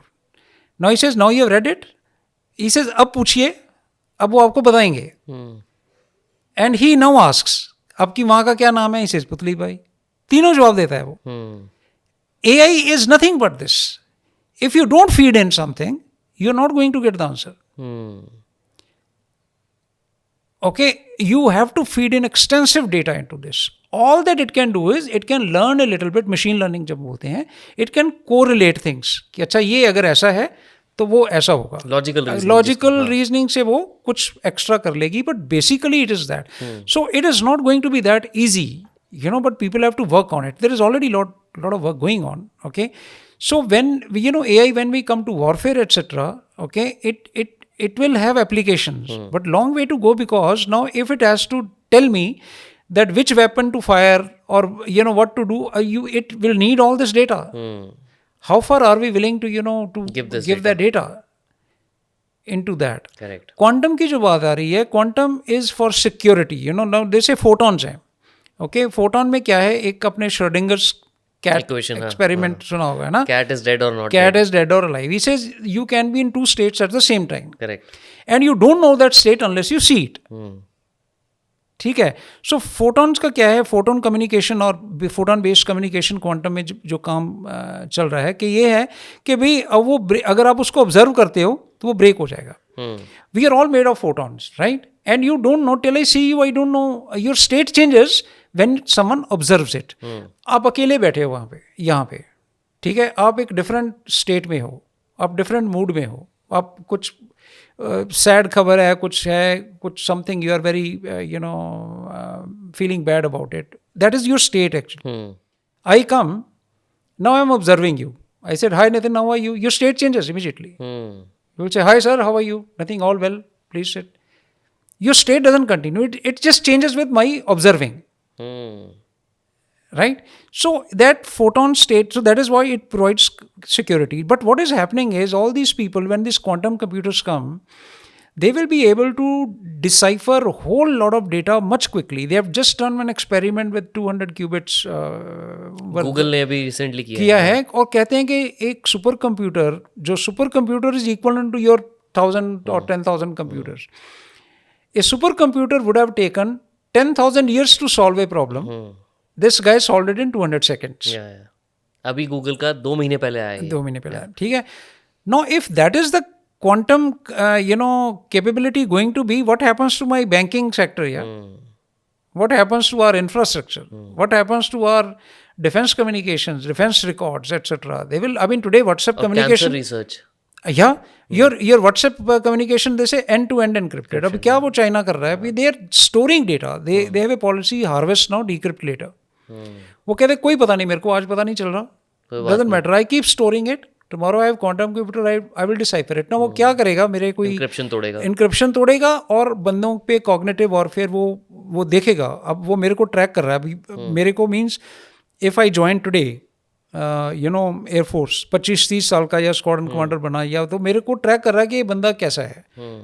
तो वो फिर आपकी कॉग्निटिव स्किल्स के साथ प्ले करेगा. जब आप कल एयरफोर्स कमांड कर रहे हो या कुछ कर रहे हो, उसको आपका पूरा पता है कि ये बंदा कैसे सोचता है, क्या करता है, क्या स्ट्रेंथ है, क्या वीकनेस है, क्या, and you they can manipulate, they can, हाँ, कैसे रिएक्ट करता है. And that is what cognitive warfare is all about.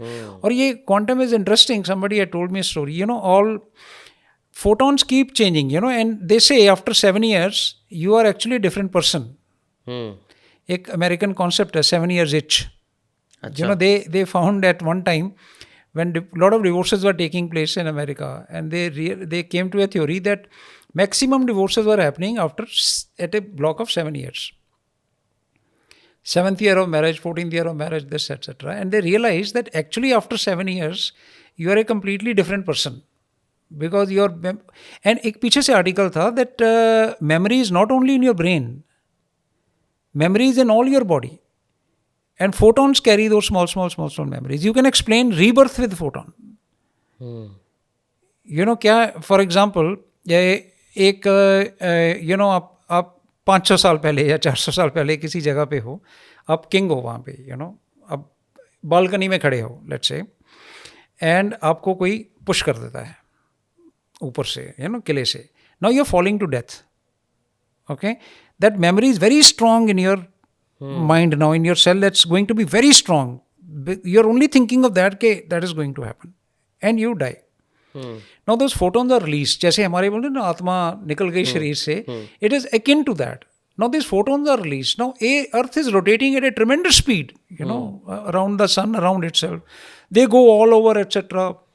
500 साल बाद, ऐसे कहीं से स्क्रैच किया मैंने, and somehow that photon, let's say, entered my body. Now that photon is carrying that memory. Now I may feel suddenly कि यार ऐसा कुछ हुआ था मेरे साथ. I was standing on the cliff or on that balcony, और किसी ने मेरे को धक्का दिया. ऐसी करके जगह थी. अब घूमता घामता मैं उस जगह पे जाता हूँ, मैं एक्सप्लोर करता हूँ कि यार ऐसा कुछ हुआ था यहाँ पे. और फिर लोग आपको बताते हैं कि हाँ स्टोरी है, यहाँ पे ये ना उस समय ये किंग था, उसको इस बालकनी से धक्का दे दिया था किसी ने. वो इम्प्रिंट बहुत स्ट्रांग है मेरे माइंड में. एंड नाउ आई प्रिज्यूम कि यार मैं ही था वो. That is how I remember. Okay, बहुत क्रेजी स्टोरी है सर ये तो. It is just a and they say when they talk of states, that every time you are leading into different states, why people have bipolar, double personalities, etc. That now I am doing something, I am sitting, there is a way life going on. You change your action, with another parallel thing starts, right?